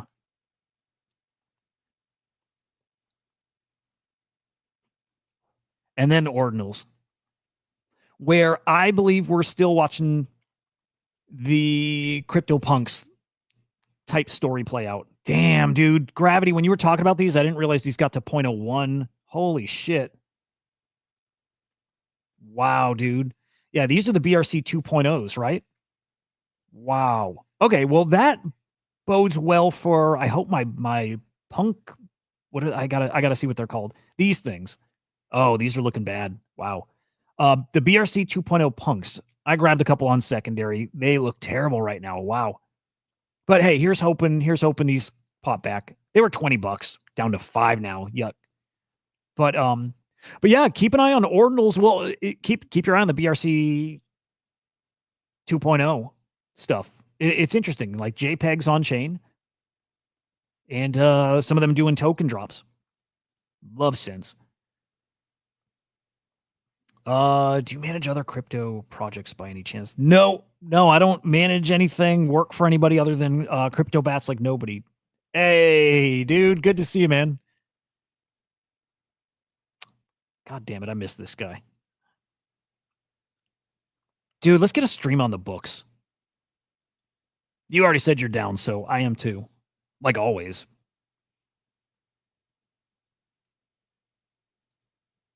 When was Cutie, when is this?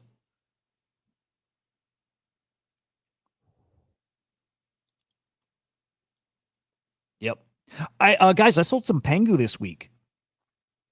So I'll come back to Ordinals. I'm gonna get okay, no, fuck it. I'm gonna stay on Ordinals. I'll go to Pengu next. But I sold some Pengu this week, which was awesome. Got a little liquid. I took my kids back to school clothes shopping. So a little why I'm feeling spendy, because when you're making a little money, you feel a little spendy. It's not great, but I am gonna be much smarter this time around. Cutie, I stopped doing the arena streams. I should do it. It's just too much to juggle right now. I'm trying, like I'm on Kick now, and I'm trying to get to, yeah, I should be doing all of it. I still think though, guys, that we're watching the CryptoPunks type story start, like be built. The lore of the Bitcoin ecosystem starts here. It's really early over here, really early. Ordinals, look, I think it's all going to pump this cycle still. I think everything is going to be up from here. Everything up. But like special prices, if any of you are newer to watching, my Ordinals predictions are retarded. Like I have these stupid predictions. Like I think we're going to see multiple collections with like a 1 Bitcoin floor. Like risk reward, I think there's some really awesome opportunities here. I think top collections, I don't know which one. I don't know if it'll be all of them. But I think in 5 years, we're going to see multiple collections. Next cycle, if we're doing cycles, right? But I think we're going to see multiple collections at a 1 Bitcoin floor. And I'm still playing with the idea of, do I need to price this in US dollars or what? I just know that these are going to be up tremendously and we'll have some sort of CryptoPunky story here. Something here. It's just too early now, and people calling these failed, and that thesis isn't going to play out because you look at the board right now and they're priced how they are, and they're like, you're fucking stupid. It didn't work. Like, bro, CryptoPunks didn't work for years. Took 3 or 4 years for CryptoPunks to play out. And it's going to take some years for these to play out. But you got the lore building right now. And I still believe that the Node Monks and the Wizards, maybe Shrooms already at 68 grand. I mean, it could be them. But I still think that Node Monks, Wizards, Quantum Cats, Puppets, OMB, one of those or a couple of them, or maybe all of them are going to sit here at 100,000 floor or 1 Bitcoin. Or it's hard to lock in a number. I just know a lot because I think a lot of people, back to when you have money and you spend recklessly and you're not using your brain, a lot of people are going to get very rich over the next 5 years. Very rich. And the user base in crypto and NFTs is only going to grow. We're not going to lose people. It's only going to grow, and it's going to grow exponentially. And I see it playing out in a really weird way where I think normies are going to get Bitcoin NFTs faster than NFT bros. NFT bros are like, we're so stubborn. We so mid-curve this shit. It's like just this overthinking thing about, do NFTs on Bitcoin matter? Well, where the narrative is they're pure collectibles on the best crypto asset in the world, and that underlying asset's going to be worth $500,000. In 5 years, Bitcoin's going to be worth $1 million. So does somebody want to have like the flex of Bitcoin or their memento or whatever? Out of the tens of thousands of people who are here now, some of them are going to make many, many, many millions of dollars over the next 5 years, hundreds of millions. We're going to see some of those guys, and some of them are going to go buy these as like their commemorative thing, thing that represents this space that changed their children's lives. And it's going to happen to a few people. And again, I think normies coming in, normies with tons of money going to come in, and they're going to get Bitcoin collectibles more than they'll get NFTs on ETH. They'll get CryptoPunks, right? It's the same thought process. If you get CryptoPunks, you'll get, early ordinal stuff too. But yeah, it's going to be really hard to change my mind about this.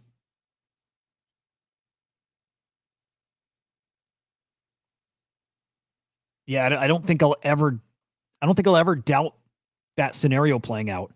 And maybe it's not any of those collections I mentioned. Maybe it's something else that comes along and becomes like the culture play of Bitcoin. It could be that. But I'm going to bet on Udi. I'm going to bet on that guy.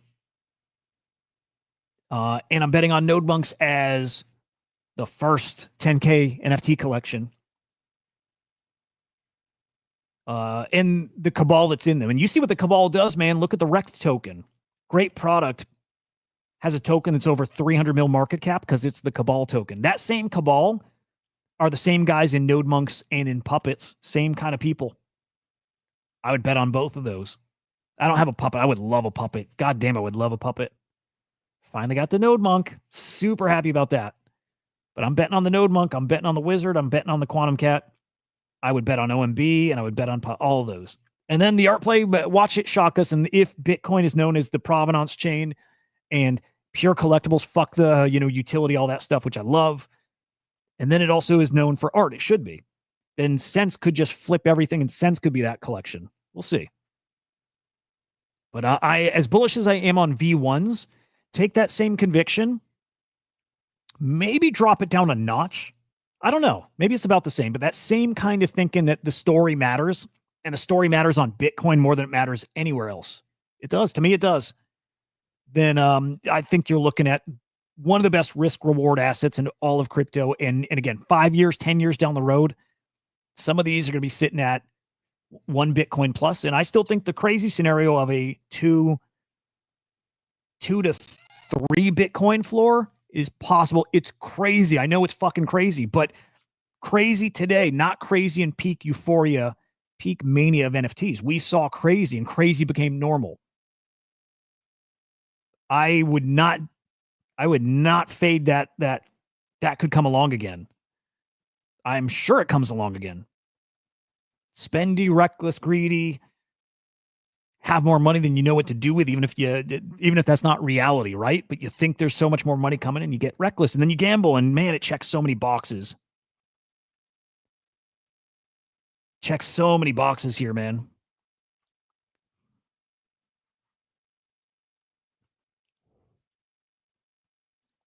Oh shit. Well, okay. So I know Raoul Powell thinks highly of some stuff here. I've seen him comment about Taproot Wizard saying, "I get what you're doing, Udi." Like, and he likes it. Like, he gets it. I've never heard him say something super bullish on Ordinals though, and I didn't hear Crypto Banter say it either. That's cool. That's fucking awesome. We need that.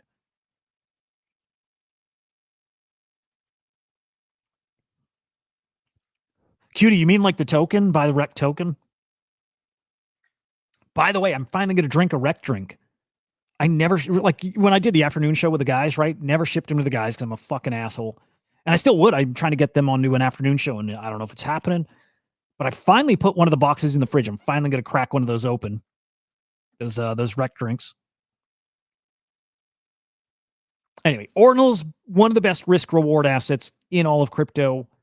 I will ride those to zero before I sell them for minor profit. Or I don't think I'd have a loss anywhere here, by the way.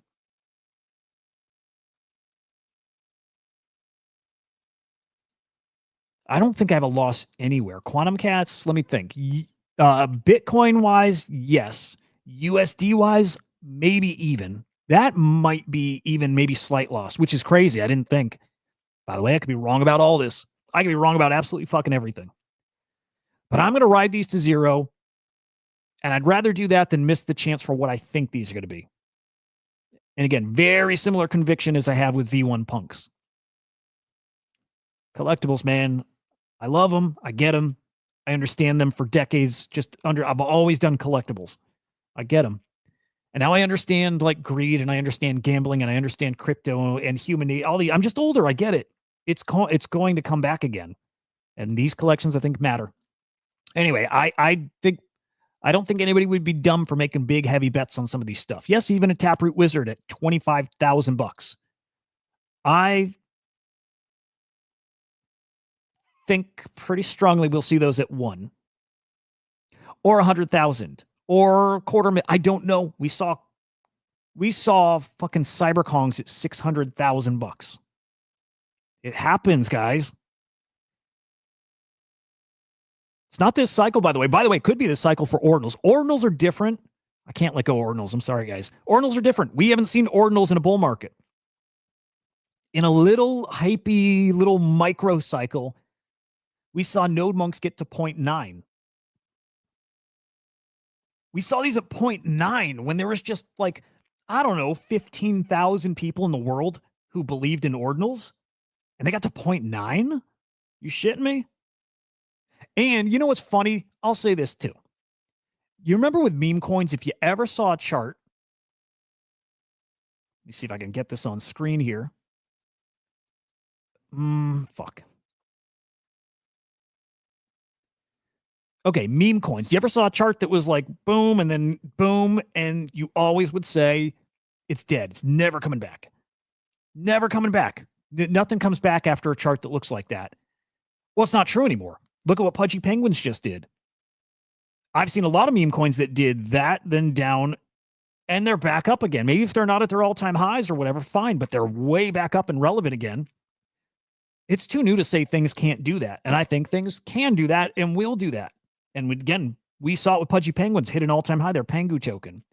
And so people who see node monks and saw them go to 0.9 and then down to 0.03, 0.04, and they're like, it's done. It's never going back. I'm like, just because it used to be that way in a small time frame, in a year, 2 year, whatever, does not mean they will never do it again. In fact, I think everybody's been proven wrong about that now. Not on Ordinals yet, but that the fact that those kind of charts means game over, it's not the case. So I do think we'll see node monks back to 0.9 or 1 or 2. The stat it's really stuck with me. So I did a search.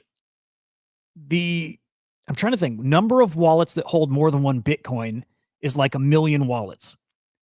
And their average holding is 16 Bitcoin.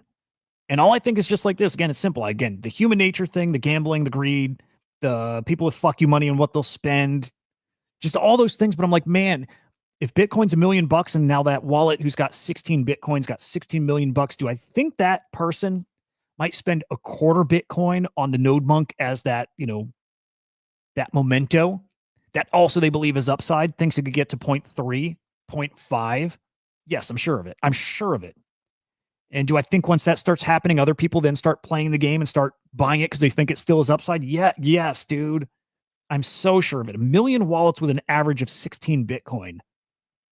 I am very sure a lot of people are going to go gamble with a small fraction of their Bitcoin. I think Sense. It's all the ones I mentioned. It's, it's Node Monks, it's Quantum Cats, it's but good entry as far as affordable. It's Puppets. Sense is probably it. I still think art is going to be fucking phenomenal over here. I think Sense will be 0.1, 0.15, 0.25. I think Sense is one of the best bargains out there. Risk reward Sense. I believe an art meta is coming. Put it together, art and ordinals, art and Bitcoin together. Let them both kind of cook at the same time. Sense has got so much potential. If it's about stories, Sense has basically the best story on Bitcoin. So I think Sense, $800-900 right now. I still think Honey Badgers, if Node Monks are going to do what I think they're going to do, and all over the timeline is the first 10K collection, I'm like, well, man, every single time Honey Badgers will be in the replies with data points on chain saying, actually, guys, we were first.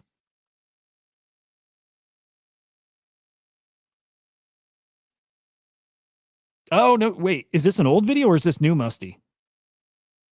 Dude, NFTs are about to come back, man. Sense is, dude, yeah. I think Sense is the most obvious play. And then if we're, again, doing the risk reward thing, not a ton of risk. You could lose half your bag. You can lose. You can. It's crypto, but it's different.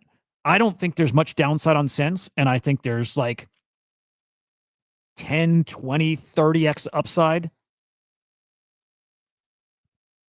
Hey, all right, boys. I'm sorry, but NFT season's about to pop off. We look at the CryptoPunks, XCopy bot as one of our big indicators. We saw a big old run on punks over the past week or two. We saw a $5 million punk sale this week.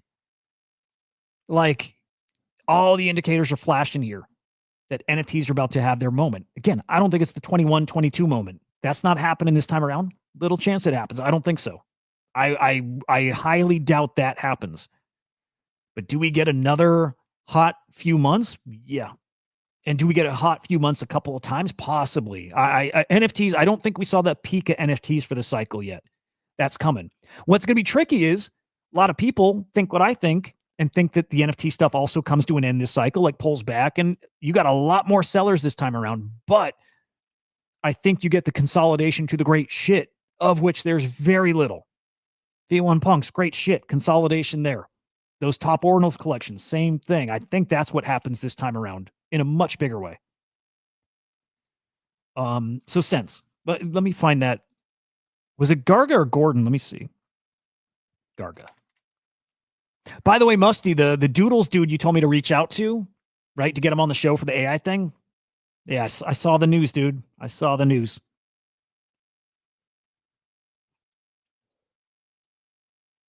Yeah, I don't know, man. I think this is the shit that'll get people looking at NFTs. And it happens in an instant. Summer 21. Oh, man, I just realized. My prediction was this summer NFTs start popping.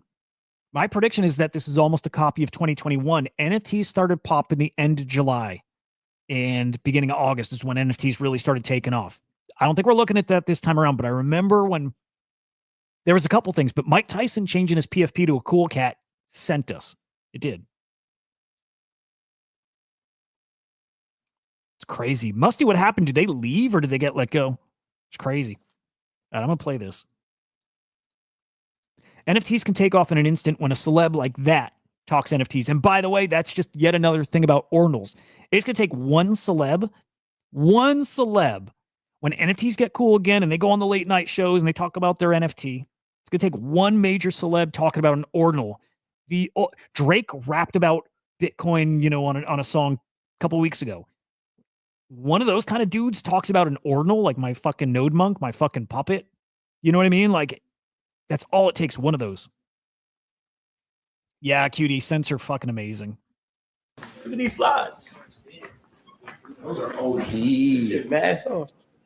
I'm in there. I'm getting these too for sure. I'm talking about They had the. I like. You ever seen the Louis Vuitton first time? Yeah, that's what it kind of reminds me of, to be honest. Are they comfy to walk in or no? Nah, these is mad comfortable. I ain't gonna lie.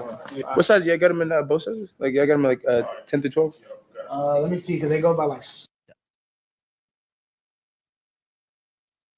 That's pretty fucking cool. I can still see a wizard being the ultimate flex too. I could, any of them, but I would lean towards puppets because puppets are wild, right? Puppets got what? They got aura. Puppets got aura.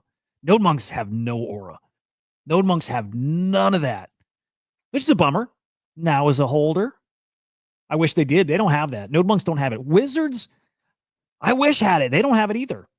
They got Udi. Udi's got fucking aura. So Wizards could get that at any moment. Wizards could get that aura at any moment. And Quantum Cats. But Puppets got it. And Puppets, I don't think, can lose it. That could, but I don't think they're gonna. Puppets got that little fucking magic thing. Again, I like Honey Badgers a lot. I like Based Angels a lot. I think there's good upside on these two. Because you know what? Just like, man, I like Maraud a lot. I think the culty tokens and the culty NFTs are going to come back. Look, Maraud is just being pushed higher and higher and higher as people see he's right about SPX 6900. And he's going to be right about a bunch of other token predictions he's made. And at some point, those are going to start catching a bid and doing not what SPX is doing, but they're going to cook. And we're going to run back that narrative of cult NFTs, Miladies and Retardios, although I think something's different with those. But Miladies and all these other culty things and Based Angels will cook again. That whole thing is going to come back. And I think there's some really interesting plays on Bitcoin still. Based Angels, one of them. At 0.0027, I think Based Angels are a real spicy play. Honey Badgers at 0.0014, I think a real spicy play. Again, anytime Node Monks will cook again. First 10K, Honey Badgers right there saying it was us. They're going to pump just because of that. Just because of that. I feel like there's something else. Oh, Floriforms, of course. Like, there's just some cool art on Bitcoin, and I just think an art season's coming, and I think people will want to bet on art on Bitcoin. It's all going to pump. And one of the coolest features of Bitcoin, did I show you guys I got my miner in? I like Fukuhedrons. They look great. I didn't want to mention them. I don't think I just said their name, but I like them a lot. They're one of my favorites on the Ordinals. Pure collectible. Fucking love them.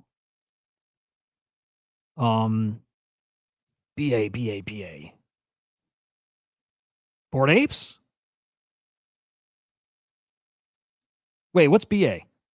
I'm being stupid. Hang on, what's BA? Oh, Based Angels. Yeah, dude, yes. Based Angels, I think, is a very obvious play. Based Angels, I also have them in that bucket that could get to like 0.1. But fuck, dude, 0.01 would be sweet.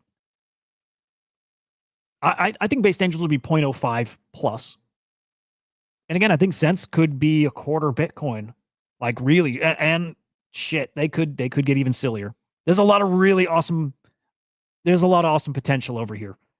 And I'm not going to sell it now. I will ride the entire Ordinals bag to zero rather than pass up the chance in this ecosystem that never saw the bull market. Never saw it. And I'm telling you, normies are going to get this. Normies are going to get it. It's going to be so obvious to them. Oh, NFTs, CryptoPunks, Bored Apes. Yeah, I thought they were a scam, but holy shit, these guys keep making thousands and millions. Wait, there's Bitcoin NFTs and it's $4,000 or 5,000 or 10,000, but a punk is $500,000, but the Bitcoin NFT is 4,000. Like, I'll fucking go roll the dice on Bitcoin NFT. Like, man.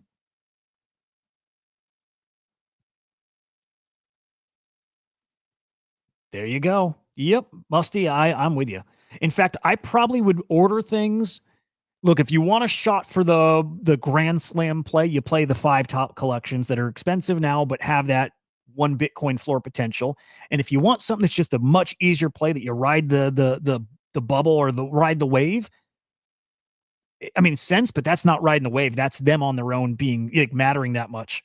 But like Based Angels right there, they are going to ride that wave and they're going to do some numbers. In fact, maybe I think I might need some Bitcoin. I would not hate having a few of these. What are these right now? $300. I mean, these will be, I'm sorry, these are going to be $3,000. And I think that's a pretty safe. When I say safe play, just know we're talking crypto and there's nothing safe. But I think these things are going to be $3,000, $5,000 a piece. I mean, at that point, we're talking Bitcoin double the price. So these should be I don't know. Fuck. Now I'm trying to do numbers in my head. It does not take much to make a lot of money on these. And I think they're going to do it. Exactly. Exactly.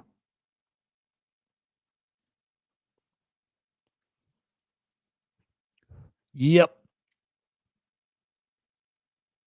Yep. Musty. I love that.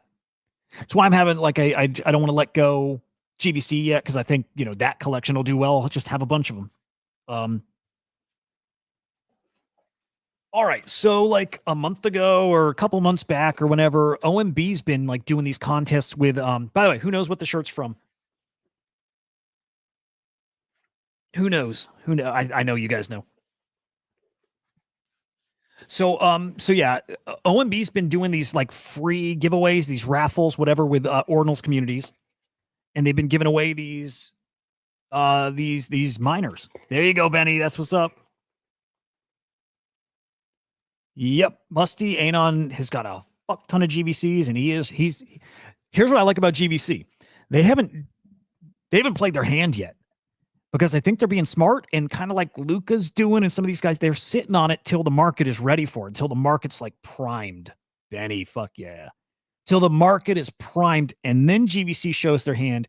And I'm still betting that GVC go to 2 or 3 ETH floor, and the rares go to 5 to 10 ETH, and the grails go to 30, 40. It's going to get silly. We're going to have a silly phase this cycle. We are this cycle. So, I don't know. I would only let that hoodie go if I were getting like 1 or 2 V1s out of it, right? Like there's very little that could make me part with a GVC. Anyway, so I won a contest for this in, might have been Wizards. It might have been Taproot Wizards I won this in. Yes. Oh no, it was Taproot Wizards because English got me all sorted. And I haven't set it up yet, and that really should be what happens today. But I got my Nerd Axe miner, and it's got a case and everything for it, and I just need to get it hooked up and get it ripping. But I'm gonna be mining Bitcoin here, which is fucking awesome. My kids, here's what's so cool, man. My kids are interested in this stuff. I think it's the craziest thing that, like, my daughter's going into 9th grade. She did summer school to get ahead for this this semester. And they were teaching crypto in it. And one of the kids, they got to all do a presentation for the class. And one of the topics was like crypto or Bitcoin. Like they're learning about it and they like it and they get it. They didn't back then. It was so cringe back then. And my daughters have a friend that comes over, and anytime I have this stuff up, she asks about it. They're getting interested in this stuff, man. They're getting interested in this stuff. Man. So I need to start making sure to mention that when I talk about 5 years out from now. When I start talking about like my peak NFT euphoria, you know, like I said earlier, metaverse will be a play again, ownership, all that stuff. Part of that is our kids. A lot of us are kind of around the same age and we have kids, and a lot of our kids are going to be in this stuff then too. Again, when I talk about the user base in crypto is only going to grow, it is only going to grow. And there's going to be a lot of people coming in here that get this shit. It just grows on its own. But the generation that's growing into this are the Roblox generation. They get it. The Fortnite generation, they get it. And man, they get NFTs. And all these kids are hearing about is Bitcoin, Bitcoin, Bitcoin. These kids are going to be like, oh my God, a digital thing that they don't question. Digital thing, fucking awesome. Good. I want more digital things. And then they hear a digital thing on Bitcoin. Come on. So obvious.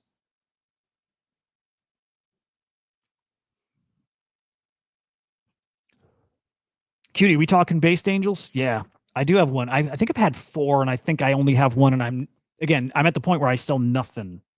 Do not sell any of these.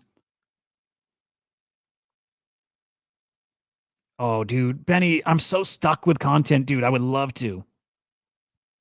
I just can't edit. So, like, you know what? Like some of these guys, what's the right word? Fortunate, lucky. I don't know. They have people that make the videos for him. So he'll record it. I doubt he's editing his stuff. I need that. I need you back, Anthony. No, I need it. I need somebody who clips or edits or what. I'll pump out content if somebody can chop it up.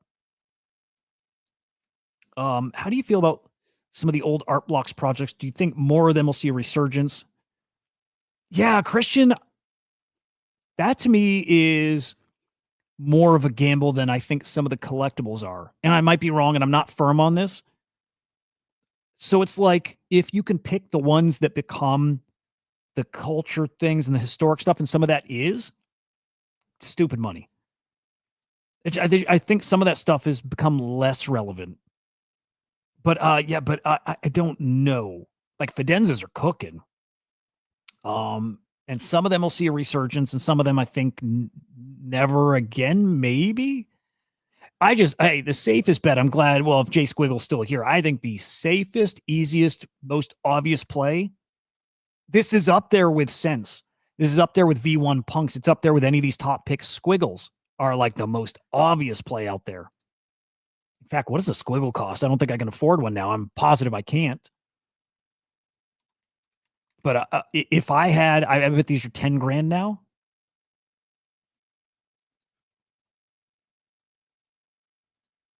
Yeah, more than that. Damn. I would murder a human for a squiggle. I'm not even kidding. $20,000 for a squiggle. One of the best bets you can make out there. At this point, very little downside, tons of upside. These will be 20, 25 ETH. I don't know, maybe more, maybe not quite so. I don't know. These are going to be amazing. Yeah, I would take a life for one of these. But the rest of Art Blocks, I'm not sure.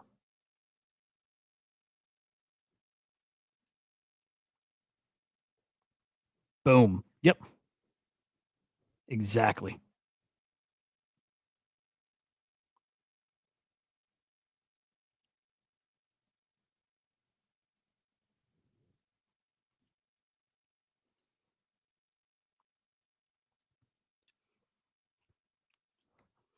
Yeah, I gotta do more digging into that. Like, I don't have money to hire somebody, and my friend Anthony was so fucking awesome to me and did him just to help for a while. He's fucking awesome. He's now working with BAYC. He's fucking awesome. He's working with some of the biggest names in the space now. He was a fucking gift. And he's a friend, and we're in touch still. And one day, like, I still hope one day, he and I had always talked about producing a show together. He's the only person I've ever had help me on a show, other than like my brother and Henry, like on the show, but I've never had help on the show other than him. And we were really trying to do a thing, and my fault and situation, we couldn't. But I hope one day we do. I want like the show. I use like Vizard, and there's another one that I tested out this week. The tricky thing with those AI tools is they'll get you close, and then it still is going to take an hour plus to get it decent. And even then, it's not great, right? To make that clip, it just gets it like decent. Like any shorts on my channel, I made with Vizard, and they're decent. Like they're actually decent, actually like serviceable. But then each one of those on top of AI, so you probably put 10 minutes into generating the clips, and then each short is another hour plus to then refine it to where you can put it out there.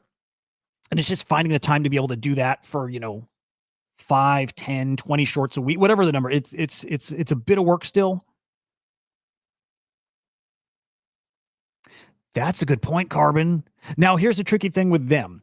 If somebody doesn't know, if they don't know crypto and NFTs and they don't understand the context, they can't clip the stuff and they can't get the good info.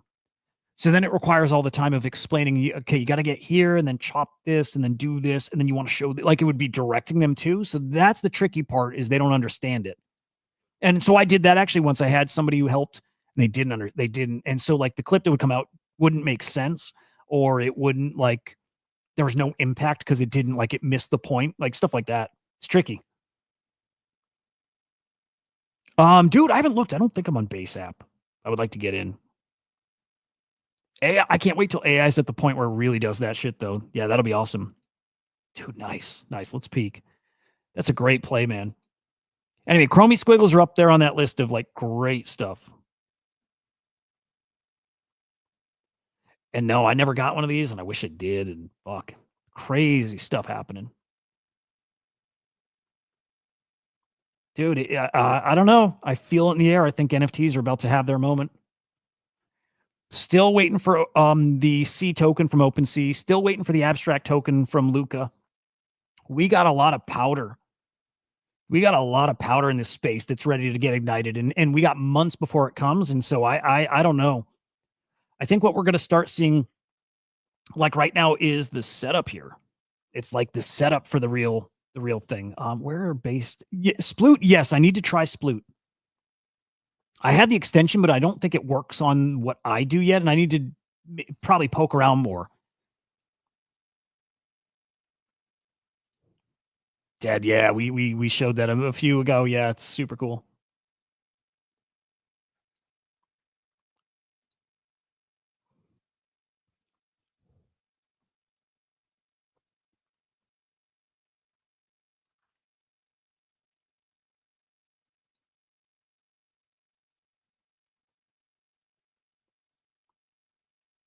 Floor-based angel 00265. Dude, nice. Well, I think that is Musty's here. Yeah, I love it, dude. I love it. I love it. All right, let me see. I gotta let me peek if I got any based angels in this wallet. And I just have one. There's my BRC 2.0 punk. My beautiful wizard, my honey badger. I love this shit. Still the big old bet on golden ratio. I still think there's a chance. They hold their value okay. It's better than I thought. I'm still I'm doing the art play. I used to think this would get to 1 ETH. I don't think that anymore. I think it'll do fine. I think I will probably make money. I will not lose much money. I'll put it that way on this when all said and done. But I'm a little less convinced on that specific collection. In fact, if I were betting on that artist, I'd bet Floriforms. Tarto, he's great. Okay, yeah, I don't have him in this wallet, but Based Angel's awesome. And Wizards are going to be phenomenal. Wizards are going to be a fucking monster. Almost a $26,000 floor. Oh, yeah. Friendship bracelets are great. Oh, I love it. Dude, yeah. And with that is an honor to be, Whale doesn't do content, and Whale's a little less hypey. Whale is like NFT dude, but if I could be the Murat of NFTs, then fuck yeah. Oh, fuck. Oh, yeah. Okay. Here's something to consider. Where I'm saying peak NFT euphoria or peak NFT volume. It's volume sales, not euphoria. We'll get euphoric here. But where I'm saying that's a whole cycle off for like crazy NFT stuff. Whole cycle off. Going to be great this time around. I think because remember the things I said we're missing. Metaverse ownership. What was the other thing? There was another thing. The money being different. Actually, I got a thing to talk about with AI, but we don't have the ingredients to make this cycle really, really special. We don't have them. But I do think this is going to be an art cycle. I do. I really believe that. I think this is not going to be a PFP cycle. It'll be collectibles, pure collectibles and art, not PFP and brand shit. Unless Luca does the thing. Now, again, X Factor, this stuff could play out if Otherside Metaverse is amazing. And if Luca gives Pudgy Penguins ownership of Igloo Inc., then game on this cycle. It could happen. I just don't think it's super likely, but it could happen. But I do think we're going to get a killer art cycle. In a bear market, we saw NFTs selling for millions. Right? Sam Spratt art selling for millions. X-Copy Beeple selling for millions. Leading into the cycle, when this cycle gets silly, we're going to see art selling at crazy prices, and then we'll start having those conversations about, well, Raoul Powell's going to get loud. He always is, but he's going to get loud talking about the art that matters. Punk 6529 is going to get loud about art. The art that's going to matter in 5-10 years. The cornerstones of this space. The cultural building blocks of this space. Like, we're going there. And right now, and it's not NFT season yet, but right now we're seeing art NFTs like Rafiq Anadol. I think this went for 1.6 or 1.8 million dollars at Christie's this week. Let me see what that closed for. 1.8, almost 1.89 million dollar NFT sale just happened this week. I do think this is going to be an art cycle, and I think that applies across the board. I think we're going to see the big 1-1 sales, and we're going to see the X copies rip. We're going to see Rafik stuff cook, people stuff. All of it's going to do great, but then everybody wants to replicate that crazy action, and I think we might see an NFT, an FX hash kind of craze again. I think we're just going to get a ton of NFT mints that are art, that there's nothing else to them. It's the art. And we're going to see people go play this stuff like Degens like they did last time around. That's what I could see as like the spark that really sets this NFT cycle off. Now, again, if we get metaverse and ownership, boom, that's it. But because we don't have that, the only focus is on things that don't give you utility. Pure collectibles, and those exist on Bitcoin. The purest collectibles live on Bitcoin. That's why I think they're going to do so well this time. And just pure art. So I would be looking at art pretty hard. I would be looking at those chromey squiggles pretty hard, to be honest. If you got 20 grand laying around, like who does? But you got 20 grand laying around and you want to make a very awesome, safe-ish, again, nothing safe, but safe-ish bet with a ton of upside, chromey squiggles. What's it called? Winds of Yawanawa. I think he'll do well this cycle too. There's some plays out there. I hope that's the case. Gaming NFTs. I do. It's never lived up to its potential, and will it one day? I hope. Dude, squiggles are, man, they're cool. They're special. Brand meta playing well. Oh, a punk swept rec floor. Just nowish, cutie. The rec stuff is awesome.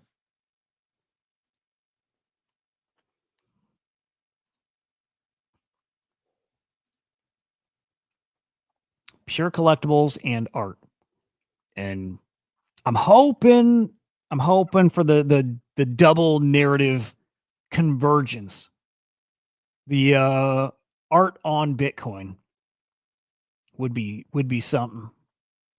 Yeah, I don't know. I don't know. I'm feeling some energy about NFTs right now. More than AI, but man, dude, you know, we got, I don't know. We kind of got supercycle-y kind of things in place still. I don't want to get too out there because I know like nobody's really feeling that right now. I get it. Even I'm not feeling it a ton, but I don't think the AI thing is over at all. I think AI is still one of the best opportunities here. We still got the AI play. We still got the NFT plays. We still got meme coins that are going to do well. We got a lot coming that's going to make, I mean, look, if anything, it's just going to get money moving around here. It really is going to get money moving.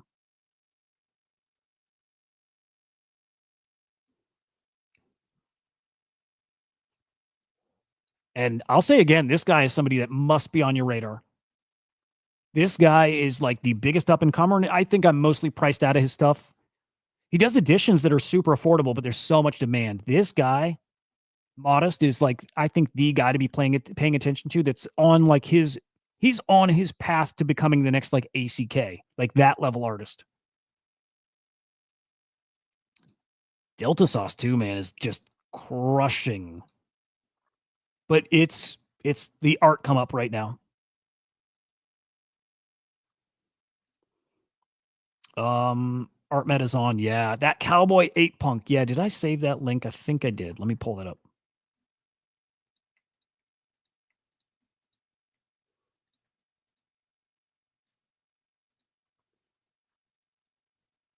Yep. Here we go. So there's a couple things going on. Somebody swept up, and we should look on Crypto Slam at some of this, but somebody swept up Hoodie Punks. $3 million on Hoodie Punks. Again, leading indicator, Punk runs 5.15 million on this 8 Punk. It's starting. It's starting.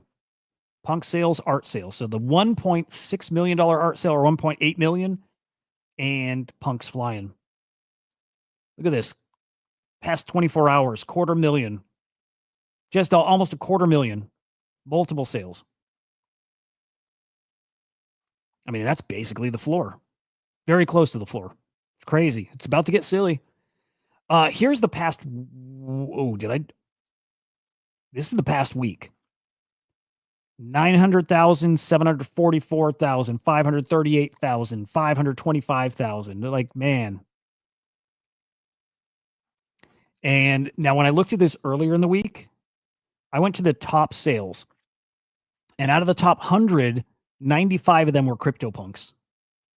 We got some nice autoglyph sales. I don't know if those are loans. I'm going to just assume those are sales at 300K. But like, look at all the punks moving.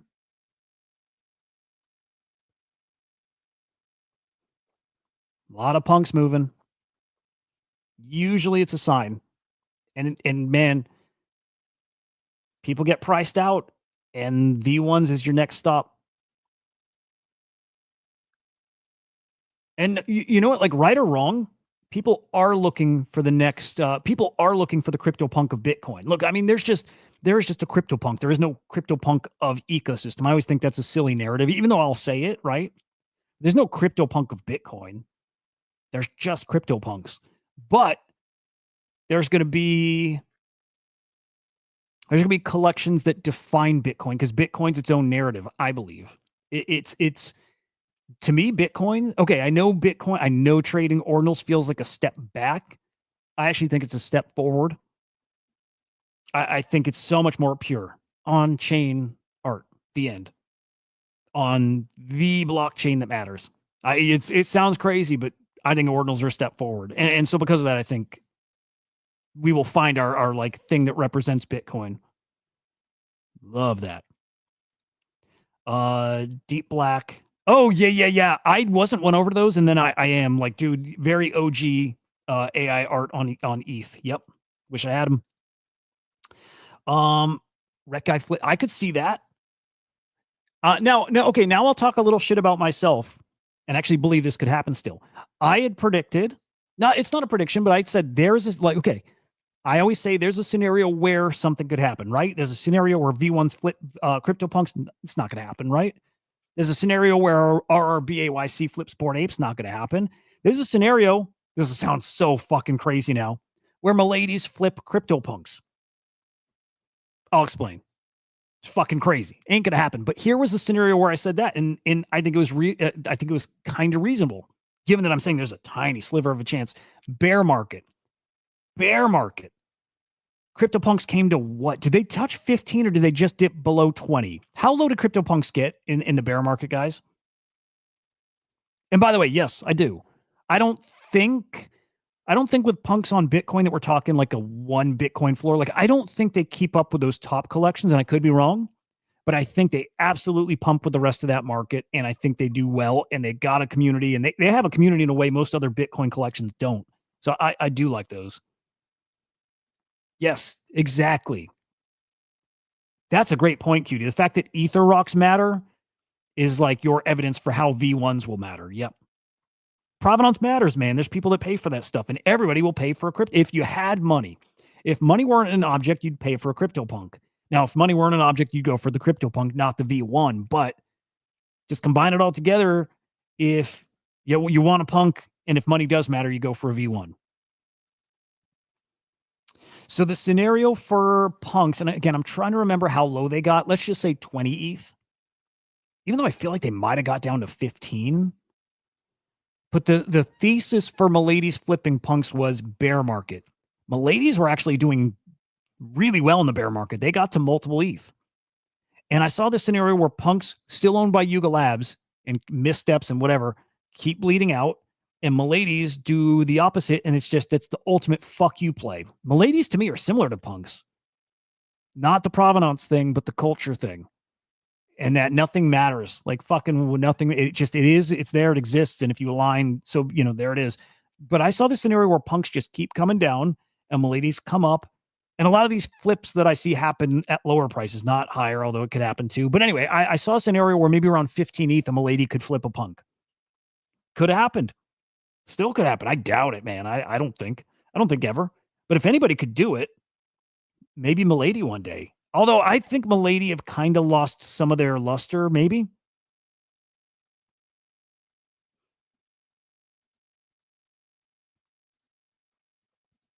But we'll see.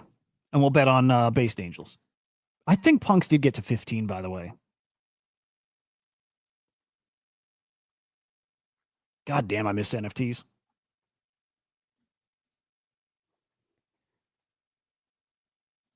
All right. PixelVault, these motherfuckers. I'm glad it's like okay to talk shit about PixelVault now. Because it wasn't for a while, and I didn't get it. And I think that's people protecting their bags. But I think G-Funk is a super questionable character. And it's just because he was too close to the cabal or whatever. Oh my God, we got one of these. Like, you're not wrong about buying a JPEG. We don't got time for that right now. But you know, I'll just say this. You can think that nobody minds. Nobody minds. Everybody's got their reason for being in it, making money, or just liking to collect. I can tell you it's some pretty fucking smart people that are collecting NFTs. You don't have to agree, you know. That's fair. Hey, dude, I actually think you might be reasonable. And that's all I ask is that people are reasonable, you know? If you got an early, fair play. We're probably very much on the same page here, man, that it's mostly scammy stuff. You're mostly going to get wrecked. But if you can find a way to separate stuff that, you know, people think is cool because it's cool, other people want it. And I mean cool like it's got the story, right? Right, there you go. That's what we look for. Most of it's bullshit. Most of it, COD, is bullshit. And that's the thing. Most everybody here knows it. They know, and we know it. And that's actually what maybe I hope makes us different, is especially when new people come on here, I try to tell them very safely. It's mostly bullshit. Be very careful what you're buying, because most of it's not going to be around. Oh, dude, I like you. Because every so often people come in just to dunk on the crypto bros and NFT guys. And I get where that comes from. NFTs look bad to the public because there is, and especially was, so much scammy shit and so many bad characters. So I always get it, and I think we deserve some of that. We didn't police this space well. But there's some stuff here that's going to, like, it's going to last. It's going to last, and it's going to be these cool cultural collectibles, and it's a thing for people with money to really gamble on, which good and bad. And there's levels to it. There's so much to it. But yeah.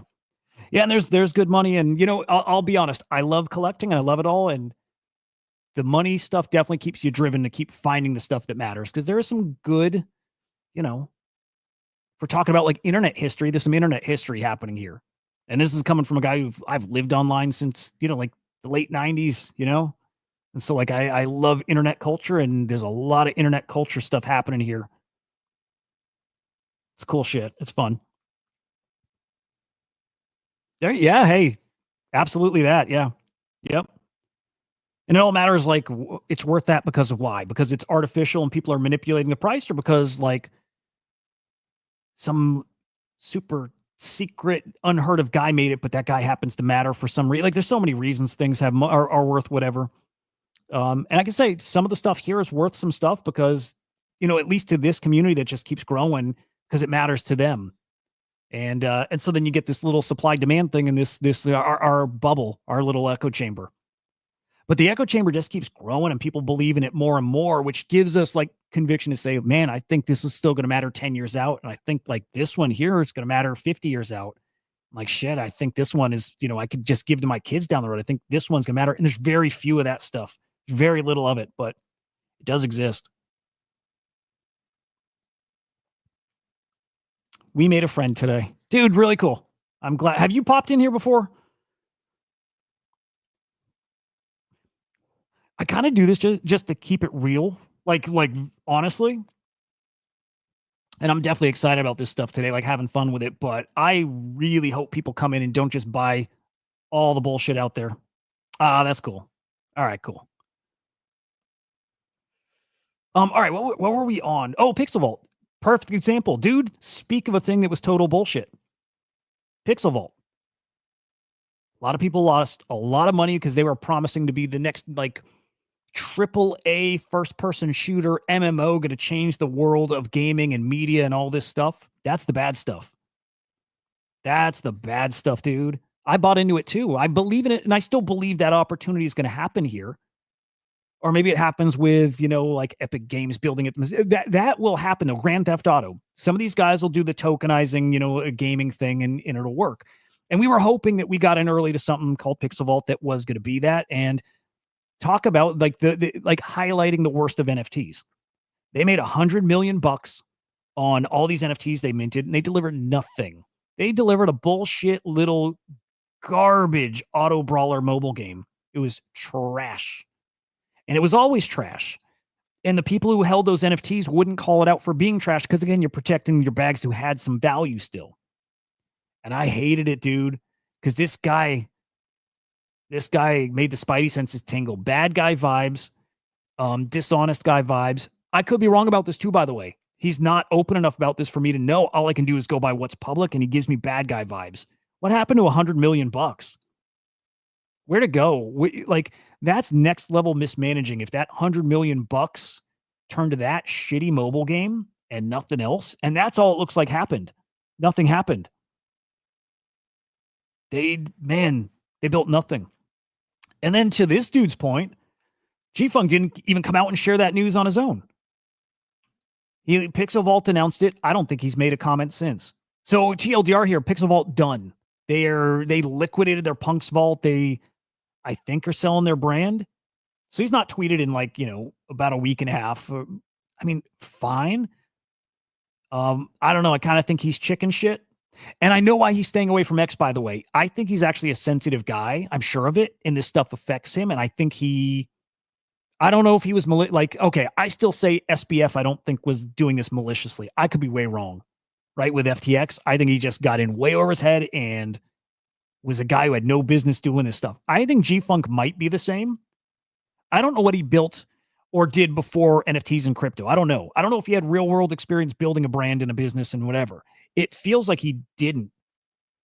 And so he mismanaged everything and he fucking blew $100 million. But the fact that people pointed it out along the way and said, dude, you said this and where's this? And okay, but you put out this and this thing isn't good. Like the fact that that's never addressed and they never pivot and they make changes to make that better.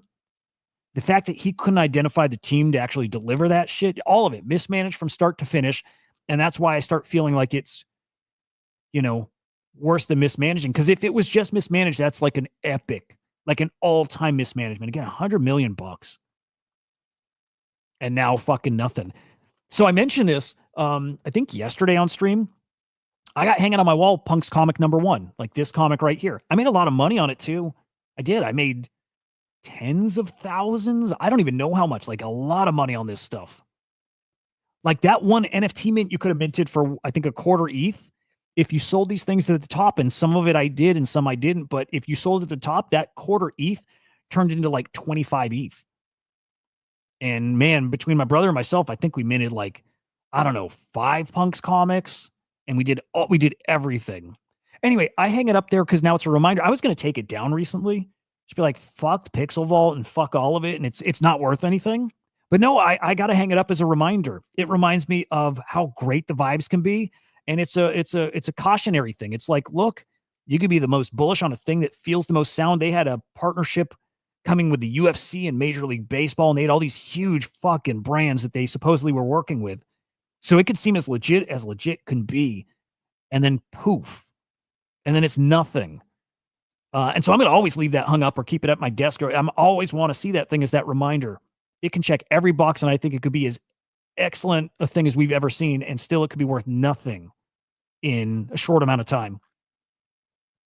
And that goes back to maybe why I like V1 Punk so much and why I like Ordinals. They don't have to be anything. Collectibles. Just collectibles. I got my rare in-game items from video games I play, Destiny and shit I worked for and stuff like in, RPGs that you unlock and and some of those things are just cool to have. And these being on chain means they can be cool to have forever. And so I prefer that stuff to assets that are part of an ecosystem that you think is going to be, the next forever thing. Now, if Grand Theft Auto does this shit, all in, all in on that. Yeah, dude, let's pull it up. That was a good chat with Machi. Yep. There's some good clips coming from the Thread Guy show too, by the way. Anyway, a lot of bullshit out there. Fuck PixelVault. Not the guys working there. They worked, right? Like, I know those guys worked, and I know some of the guys that worked at PixelVault, and they're good guys. I think it's very specific to G-Funk. Shouldn't be in a role like that. I appreciate the people try, but man, that's somebody who's a little too full of themselves doing things he probably has no business doing. Oh, well, that's good to hear. Slave in, and that's what I like to hear. Again, Node Monks and Puppets got the ETH cabal in them. They're going to do well just because of that.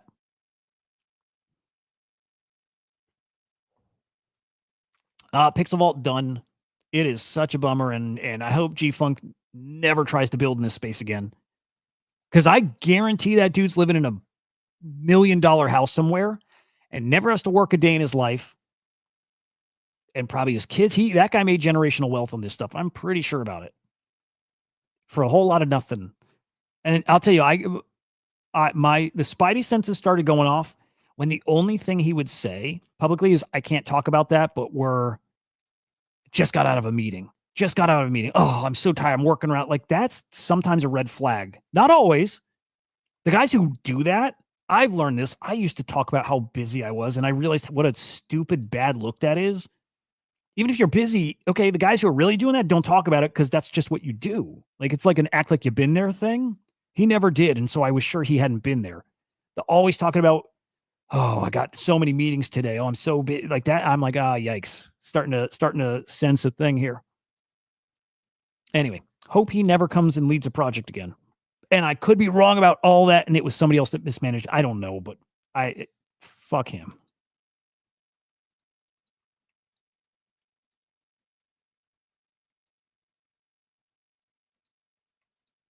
A couple like random things, and I'm gonna get to some of these Thread Guy clips. One, I think we have a Virtuals app launching on Monday, which is cool. We'll see how that goes, but yeah, shady shit. Virtuals app, I think, comes on Monday. Be on the lookout for that. I think that's neat. CEO of NVIDIA. This I like. We keep talking about, this is still, guys, my prediction for these NFT prices to get stupid. Again, it's not now. They will get, they'll get fun. But like what happened last time, 5 years out, because I do think money's going to change. It's the AI replacing jobs thing, although he says that he doesn't think AI is necessarily going to replace jobs. It's not like we're thinking. And I like how he says it, and I think I agree with him. It's essentially, if you're working and you don't use AI in your role, if you're not using AI to make you better, you're going to get replaced by somebody who is using AI. Let me find his quotes. I love this. AI is the greatest technology equalizer of all time. Everybody's a programmer now. Yeah, I mean, yeah. Everyone's an artist now, an author now. We're not replacing human creativity. We're amplifying it. I agree with all that too, by the way. Person with the best ideas wins, not the most technical skills. Again, I think I agree there. Every company in the future will have two factories. One is your actual product. Two is your AI. Interesting. That's kind of interesting. Every industrial company becomes an AI company. And if you don't, you're not going to be an industrial company. Oh man, AI is just going to power everything. And this is like a lot of these, we keep hearing 5 years out. And that still is when I'm circling for like the NFT crypto stuff to be silly, because I think 5 years out is when AI really impacts our like day to day. Like it really impacts our day to day. It's when like the job market changes and again, money changes. 150 AI researchers at DeepSeek or OpenAI can create 20 to 30 billion in value. Oh, they got these tiny ass teams. It's crazy. I'm trying to get where he talks about the workforce stuff. There you go. If you're not using AI, you're going to lose your job to someone who uses AI. This isn't about AI replacing humans. It's about AI enhanced humans replacing those who refuse to adapt. And there's going to be a lot of people who won't use AI. And so that's where it's going to get kind of weird, kind of interesting. And then that leads us to talk about, do they have to do UBI to keep those people who aren't using it, who are now different world? There's no job for those kind of people. And robots, I mean, again, DropKing's got a robot coming maybe this year, maybe next year. AI and robots going to change a lot. And do we need UBI to like supplement things? And we might. And that's probably 5 years off. We hear the 5-year thing everywhere. And then, so that's the other missing piece to recreate the 21-22 magic. It was all those things again, the metaverse and ownership, all that stuff. But we had the stimulus in there too. 5 years out, I think we're going to have some kind of stimulus that's just constantly pumped in here. I think that's pretty likely somehow, some way. It's getting weird. If cost of living isn't better and there's less jobs, maybe they're going to have to do something.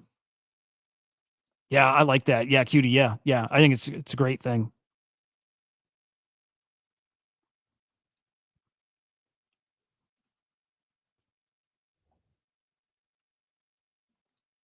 Oh, random bullish thing too. You know what? We didn't even look at crypto yet. Totally forgot. I don't know where we're at today. I saw Bitcoin 116K yesterday. 118. Okay, we're back to 118. Nice. Friends who aren't using AI can't understand how it. Yeah, this is why I love that my wife started using it. Which is awesome. I'm like, dude, as cool as, and she thinks it's awesome. Like as awesome as you think as it is now, I can't wait to chat with you in 6 months about how you're using it because it's gonna be so different. Again, going back to even like I'm gonna show her this today.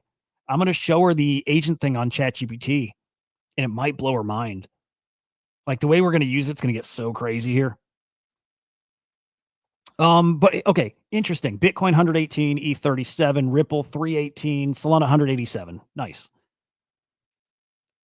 We had pulled back to 116K. I saw some, I don't know, FUD, whatever. I just saw some like whatever, some concern, negativity on the timeline. I didn't realize this is what happened. Someone dumped 80,000 Bitcoin. This is like $9 billion. Someone literally sold $9 billion worth of Bitcoin over the past like 2 days. Didn't do anything. Market shrugged it right off. That's fucking crazy. That's showing the kind of demand we're starting to get for Bitcoin right now. And I think only about to increase here. The Clarity Act in, I don't know, I guess September passes. Big. Genius Act matters, moves the needle. I think we'll see that start paying off soon-ish. Soon, like July, August.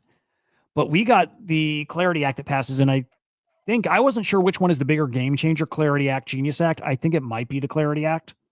And yeah, it's stupid stuff's about to happen here. $9 billion worth by one dude, ancient Bitcoin whale. And the market didn't care. That would have crushed us. I don't think we know who sold. I as of yesterday, I know people are still digging into it. So I don't think we know yet. How fucking wild is that? And the market didn't give a shit. The market shrugged it off. It barely phased us. That's the kind of crazy demand here. I mean, I'm assuming that's this right here, right? So I think it's essentially that. 9 billion sold. Again, when 1 billion was sold, a couple billion, when Germany was selling their Bitcoin, when that's the right, that really throttled us for a minute. We're talking like for weeks, and it just felt like this unrelenting thing. Now 9 billion barely registers. And so Udi's tweet, it's beautiful. We're going so much fucking higher. I can't shake that feeling. And I wish I could quantify why. I can't. I just am. Yeah.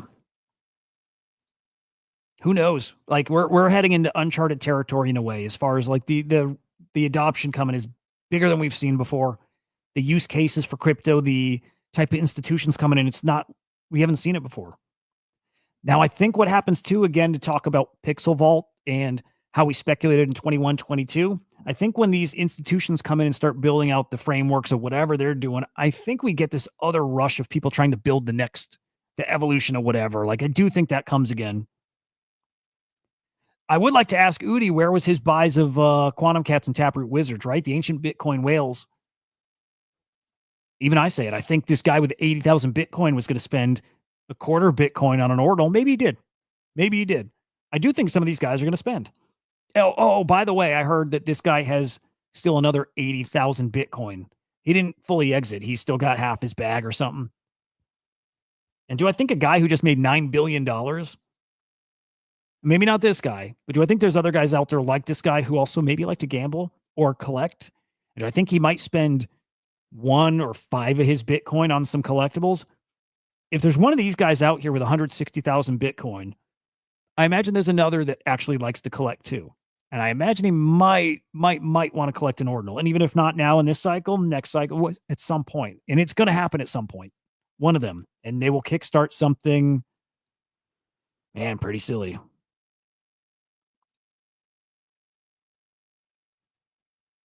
Is this real?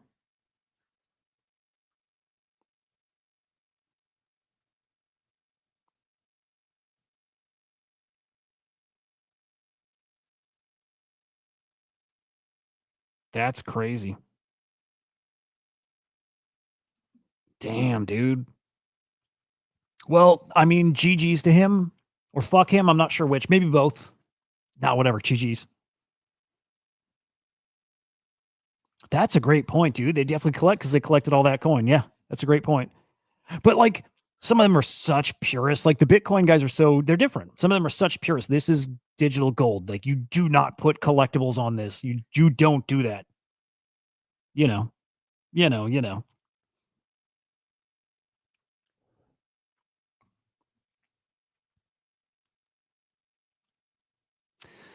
Okay, what else? I feel like we got, I want to talk Luca, OpenSea, Luca, Pump Fund. That pump token not doing great.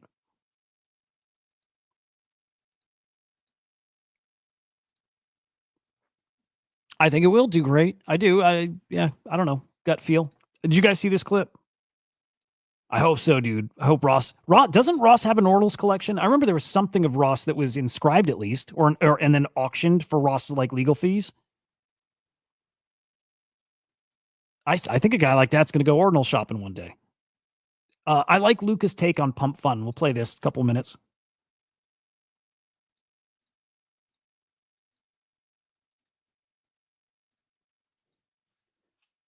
Fuck it. I was dumb. Airdrop tomorrow. That if you would have been more generous to the people and not take their advantage if it was you for Pump Fun. But let's say you are in this situation right now where the token is sitting at 3 bill and it's literally dead. People don't like it. What would you do at this point in time to fix this? Because I would make a tweet. Okay. I would, if I was Alana, I'd make a tweet and I'd say, fuck it. I was dumb. Airdrop tomorrow. And then I would say 10% of the supply to the community, for the community. We are the trenches. And then you airdrop it. The token will nuke, but it's fine because the token nuking is fine. I learned that now. I learned that the hard way because going down 90% is not easy. The token nuking is fine, especially because he has so much cash. Buying $30 million of the token at 5 billion does nothing. Buying $30 million of the token at 1 billion does everything, right? And he's long-term aligned. So it's in his best interest to buy as much of his token as possible at the lowest price possible. So take care of the trenches, airdrop them and bless them. And after the airdrop and the blessing is done, the token will go down only for a month. Okay. He can buy back the token at a price that he thinks makes sense. And then he can announce season 2. Then everybody from all the other launch pads will go back to Pump because they saw how generous he was, right? And then they will he'll get back to 100% market share, 90% market share. He'll go back to making $3-4 million a day.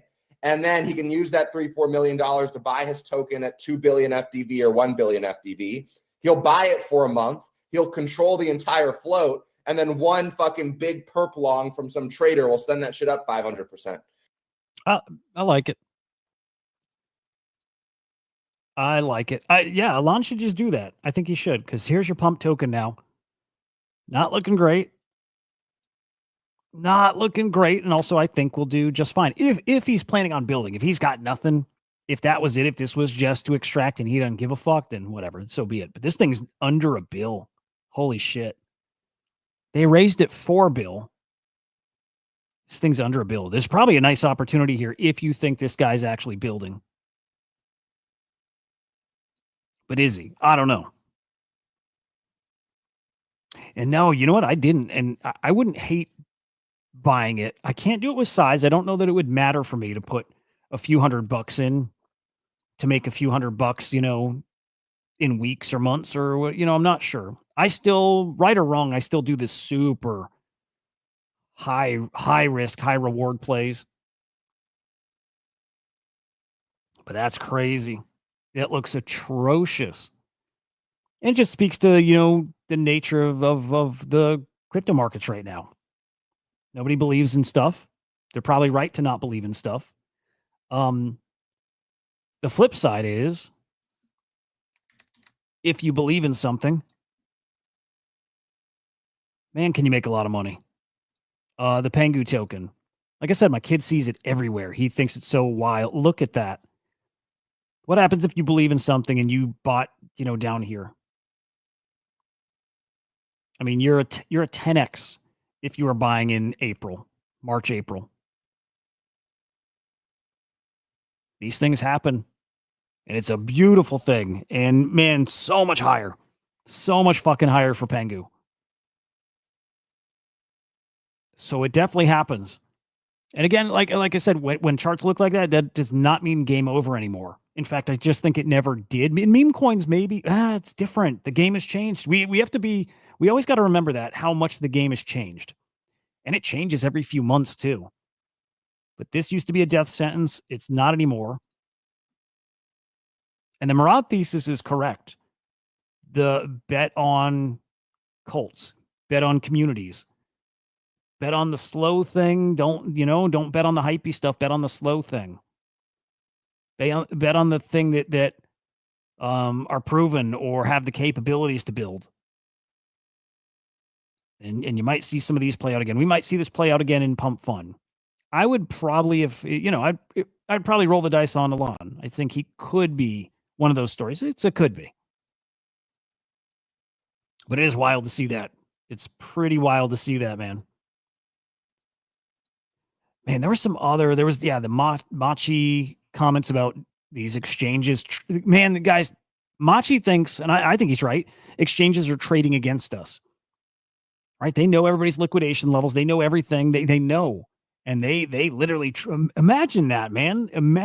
Imagine these exchanges trading against us. I guess I've always assumed they are because I've not understood these things. I just assume they trade against us. And he's saying he's pretty damn sure they do trade against us. Just crazy. So yeah, it's not just PvP. It's us PvPing while, you know, the exchanges, I mean, I don't even know what to call it. They are not playing they're not even playing our game. They're like the developers. You know, okay, so you're playing a video game and you're playing against each other. You got the developers who are like above all of it, just doing something else entirely.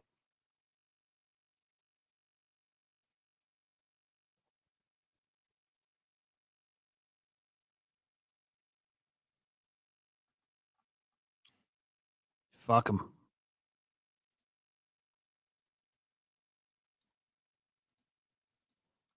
Okay, there was something else. Hey, aliens, how about that?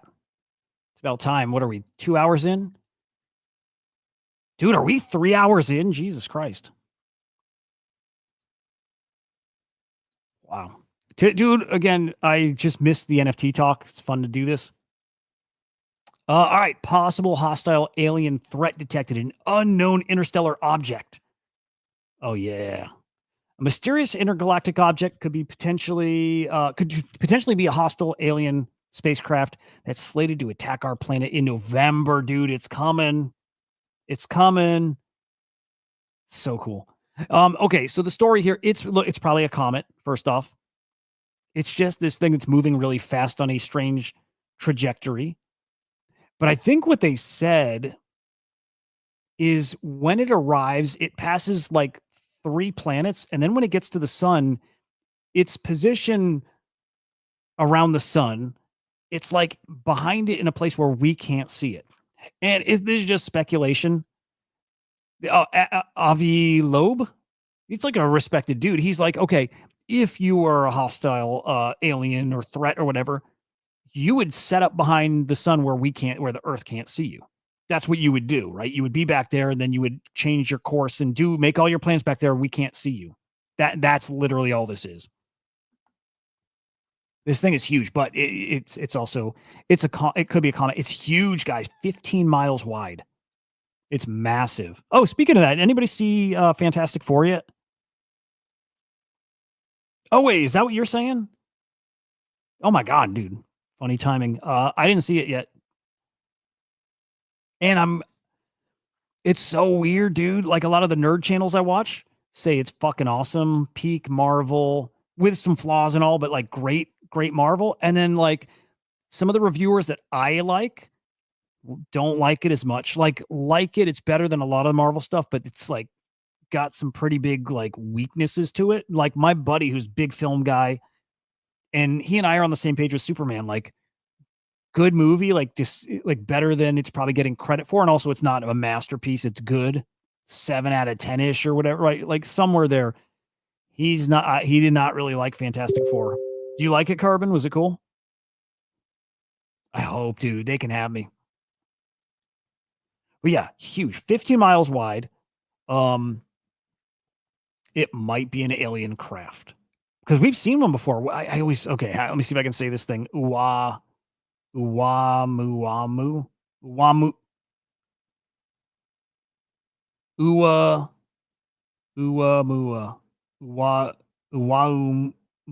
Fucking, I practice this before the show too, by the way. And I can say it, except when I try to say it. Umau. Umuamua. Oh, there it is. Umuamua. There it is. Oh shit, that's out. Dude, thank you. Benny, is that like family friendly-ish? I didn't know that was out right now. That's fucking awesome. I think now I know what I'm doing tonight. How is it, Benny? That's fucking awesome. Anyway, that Uamuamua probably was an alien craft or a scout thing. It probably was. That thing was really weird. This thing, though, is passing by Jupiter, Mars, Venus, maybe going to drop surveillance devices. And then November, going to be behind the sun. It's in a weird position. So it's just a theory that it could be. It could be, and it's probably just a comet. But if it changes course or something, look at it like could be a problem. Oh, damn. Okay. I might have to skim it then.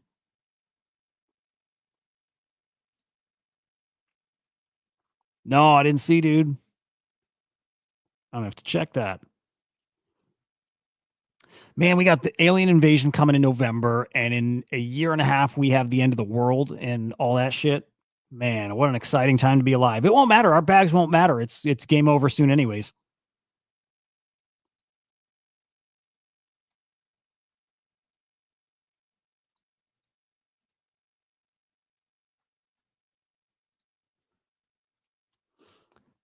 Anyway, that's all it was, guys. God, I wish it was more than that. Let's see what my brother's got to say. Hey, should I see if Henry wants to come on? Should we do it? It's been a minute.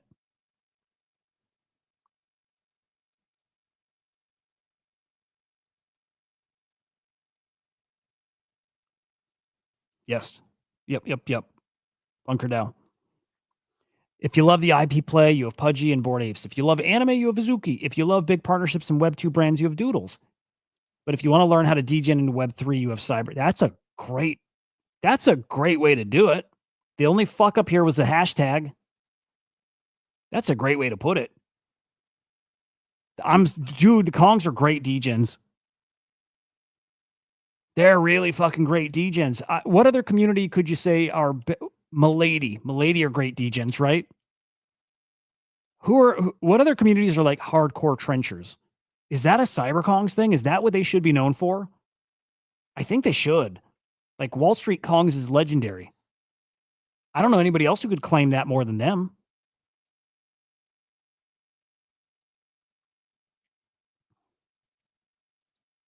I think that's a pretty good take. Oh shit, is this real? Jack Doherty launching a Solana meme coin? That's a bad person.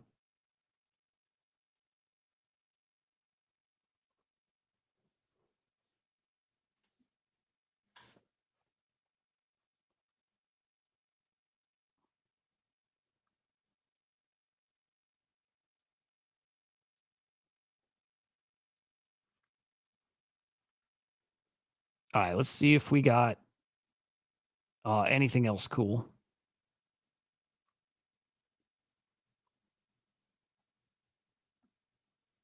Dude, I saved some cool video clips and I can't find them. I saved some shit just for today. No idea where. By the way, the FX hash token's up, like looking nice. The Zora token looking nice. I don't know, man. Maybe the base stuff is coming.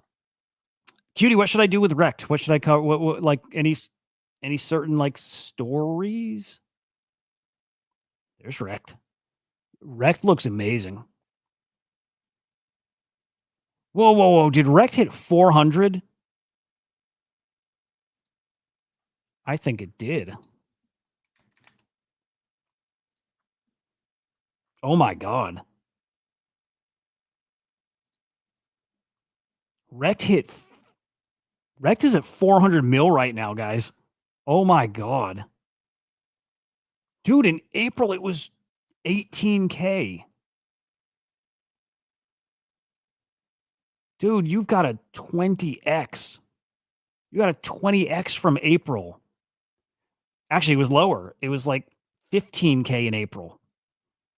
Jesus Christ. Dude, Murad is right. And by the way, I like OSF trying to ping Murad and saying, hey, dude, include us in your cult list. This is amazing. This is amazing, dude. OSF is awesome. Had him on the show once. Awesome guy. Got to get him back. Especially he's got his AI agent, the Rect guy agent. Rect AI. One of the highest mindshare agents out there right now. Dropking, you trying to do a Jenny? Again, are they the trenches NFT community? I think they are. Again, they got a high batting average, those guys.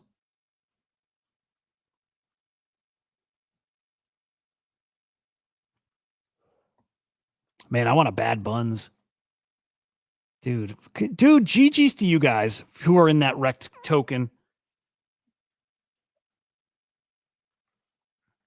And I still got to say thank you to Edge, who hooked this up, and I didn't get this to the guys in time. And now there is, I don't know, do I say no afternoon show? It's still there. It's paused. I want to do it more. But thank you to Edge for this. I actually I think it's a collector's item. I just think I would keep. Actually, I would send it back to Edge in a second because I don't want to take him from him. If we were going to review these live on the show. Do I get tokens for having this? But anyway, I think it's a collector's item. By the way, cool fucking artwork on it too. But I had my wife put one of these in the fridge. I'm like, it's just sitting next to my desk. I'm like, let's at least drink one of them. But again, GG's to you guys who were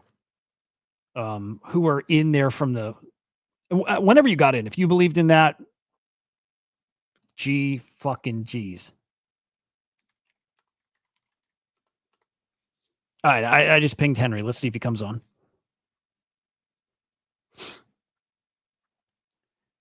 I think if he comes on, I'm going to eat a gummy. He'll probably only pop in for a few if he comes. Dude, I've chatted with Henry. I don't think I've talked to Henry in like 2 months. Definitely a month. I haven't talked to Henry in a month, and it might be 2 months. Haven't heard his voice. Yeah, I think it's been almost the entire summer. So yeah, we need to get him on. The best part when shit's really cooking is we'll chat every single day. That's the fucking best. But I think that just goes to show how much the Kongs are cooking right now. I think that's all he's doing is cooking with the Kongs. And then summer, you got all the extra kiddo stuff.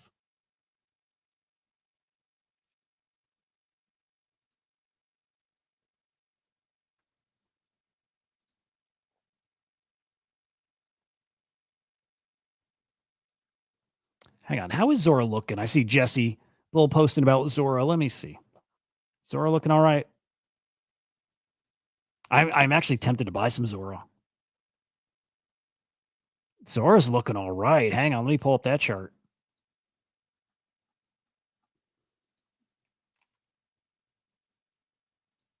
I'm starting to get the Zora thing a little more. I'm starting to get it. So here this is really important. Wow. Dude, fucking Zora's at almost 200 mil. Okay, so I launched a coin on Zora, right? Is that Punk in your YouTube? Yes, yeah. That V1, right? It's one of the V1 punks, but yeah, that's my sweet baby Punk. Hope I never gotta let him go. I love it. I love it. Okay, so I launched a coin on Zora months ago, right? And like the thing I didn't like about it is, and I think the World of Women co-founder was saying this too. It's like, okay, so for me to make money, I gotta sell this. For me to make money, I gotta dump my token on my community's head. He's like, no. You don't sell that token or do whatever. But like, he's like, you make money on fees from people trading it. So if this coin gets attention, if the coin gets attention, people trade the coin, you're going to earn fees. And it's like, I can get with that. That I think is fine and fair and whatever. I think that's pretty cool. Yeah, I think that's the PFP, right? I'm trying to remember when I bought him, by the way. Like a year or two ago. January 24, 12 grand. Could have timed that better. 3.5 ETH, 12 grand. So we're almost back to even. We're getting close. We're at what, 10,000 floor now. If these get back to 3.5, I mean, USD value wise, it'll be higher. So we're almost even. We're down a little on that. That's one I don't care. It's another one I would actually ride to zero because I don't think zero exists for V1s. Only way zero happens for V1s is if somehow they can, and it's impossible, but change the image. Yeah, there's no way. Even if they somehow, like, if CryptoPunks, you can't do this, change to where the image points to. Again, you can't because it's on chain and it's, you can't. If image went poof, it still wouldn't matter. An image can't go poof. It's on chain. 100% on chain. So there's nothing you can do. But even if so, the receipt is all that matters. I'm not going to talk about V1s anymore, other than I love them. And I want to sell this Vibey and get another V1. If I could sell this for 4, I actually wouldn't hate selling this for 4 and getting a V1.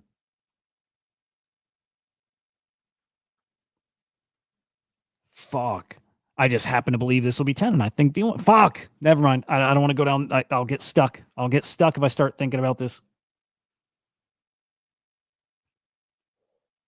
What do I have? I feel like I need to sell something.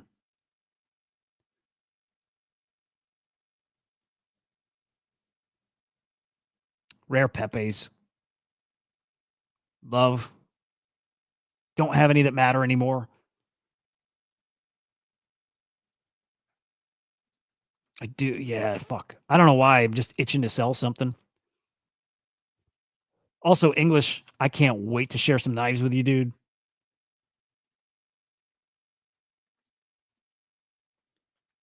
But dude, be prepared. I don't know if you're still watching.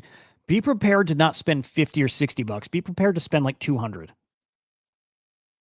or 100, but you should do 200 and get yourself like a really nice 200 will get you a nice middle of the road.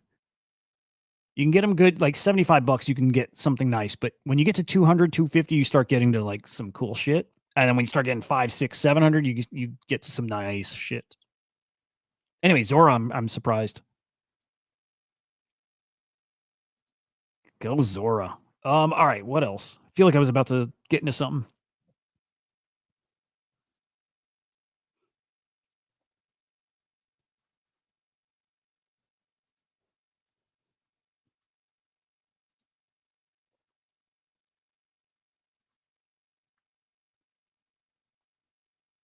All right, this has got me all locked up.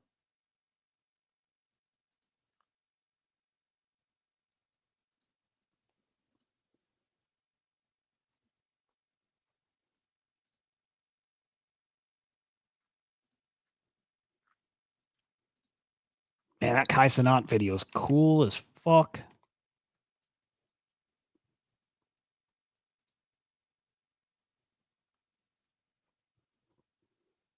Wow, you know what?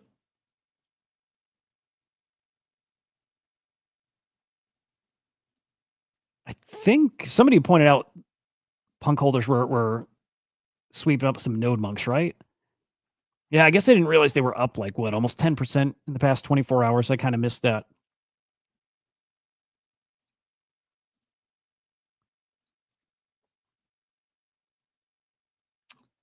Okay.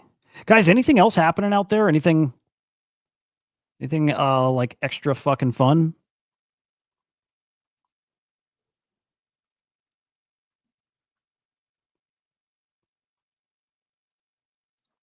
I'm just going to peek through my wallet. I'm just going to do a little quick peek. I want to see if there's anything worth flipping out of. I don't think I have a ton to play with. Most of it's ordinal stuff that I do not want to sell. And then those GVCs and then the V1. What do we got? What do we got that's worth thinking about here? God damn. Crazy. Dude, the valuation's all fucked up here. We need to go to offers.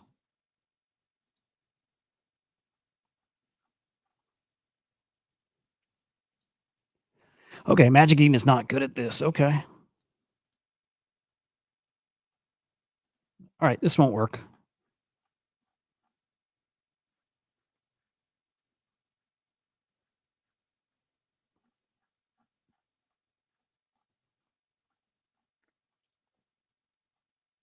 Also, why is my Jenny Kong not showing?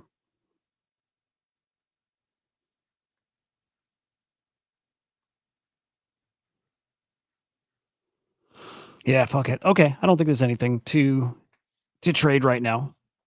Liam, I have 1 cent. I have one left. I think at most I held 6 of them. What do you got any, Liam? They're so good. They're so good.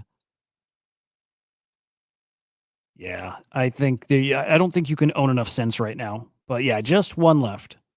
And I'm not gonna that won't be leaving my wallet anytime soon. That one's like that's a hold. That's a hold to 0.1 plus.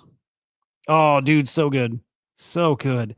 Dude, a buddy of mine has got like 45 or 50 of them.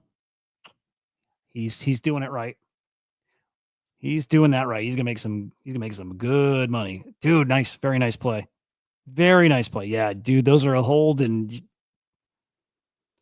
I mean shit. Buy yourself a fucking, I was gonna say a car. Maybe not quite a car, maybe. Yep. I like it, dude. I'm with you. Yeah, we were saying earlier, I think if you're gonna bet on one thing, it's probably right now it's a sense. Just so much upside. So I think so little downside on those. Really, really good. All right. I will probably wrap here. Fuck. I can't, man. We're not in the hypiest time right now, right? Like, stuff is getting fun. There's some news around, but this is not crazy time yet. And I'm just excited for when it gets to that, because we will get that a few more times this cycle, probably soon. Again, I'm still wondering if we're right at that spot. We're right at that spot where in 21 we picked right the fuck up. And I wonder, not for any reason, right? Not for any good reason, but I wonder if we do something similar now. The reasons I thought that would happen last time aren't here, right? But summer 21 is when NFTs, July 20. Here's July 23rd or 4th or 5th. Yeah, it's 5th. July 20, end of July is when this started picking up, and then by middle of August is when it exploded. I don't know why it would do that here now, but it's nice to have a little target and a thing to be watching out for. I don't know. I hope. Anyway, the point was, man, when we start picking up, we get closer to the abstract TGE, and man, we're gonna have so much to talk about, so much cool stuff. I cannot wait to be making money here with you guys. And the best thing is, if it doesn't happen, we still do this anyways. Think it's gonna get fun though. Anyway, boys, appreciate you joining and hanging and shooting this shit for a while. This is, again, interesting stuff. The Ryder Rip thing we'll have updates on. We'll keep checking in on the V1 Punks. And then let's do this again tomorrow. Hey. Yeah, dude. It's a great point. That's the crowd I want to follow. Those guys get it. I follow those guys into whatever. Dude, is this off center? Fuck. I gotta fix that. Whatever. Back tomorrow, same time, 8 a.m. Eastern time. Make sure you subscribe over here on Inside NFTs over on YouTube. And then, dude, all week coming up on our AI Daily Show. I think I have a guest booked every single day this week, including Mo from Animoca. So Mo's coming on this week to talk about his Legend project. And I think Tuesday we might have 2 shows. We got a lot of guests coming this week, so stay tuned. But man, I hope your day is awesome. Go make some money. We'll see you tomorrow, guys. See you later, guys. Goodbye. Peace.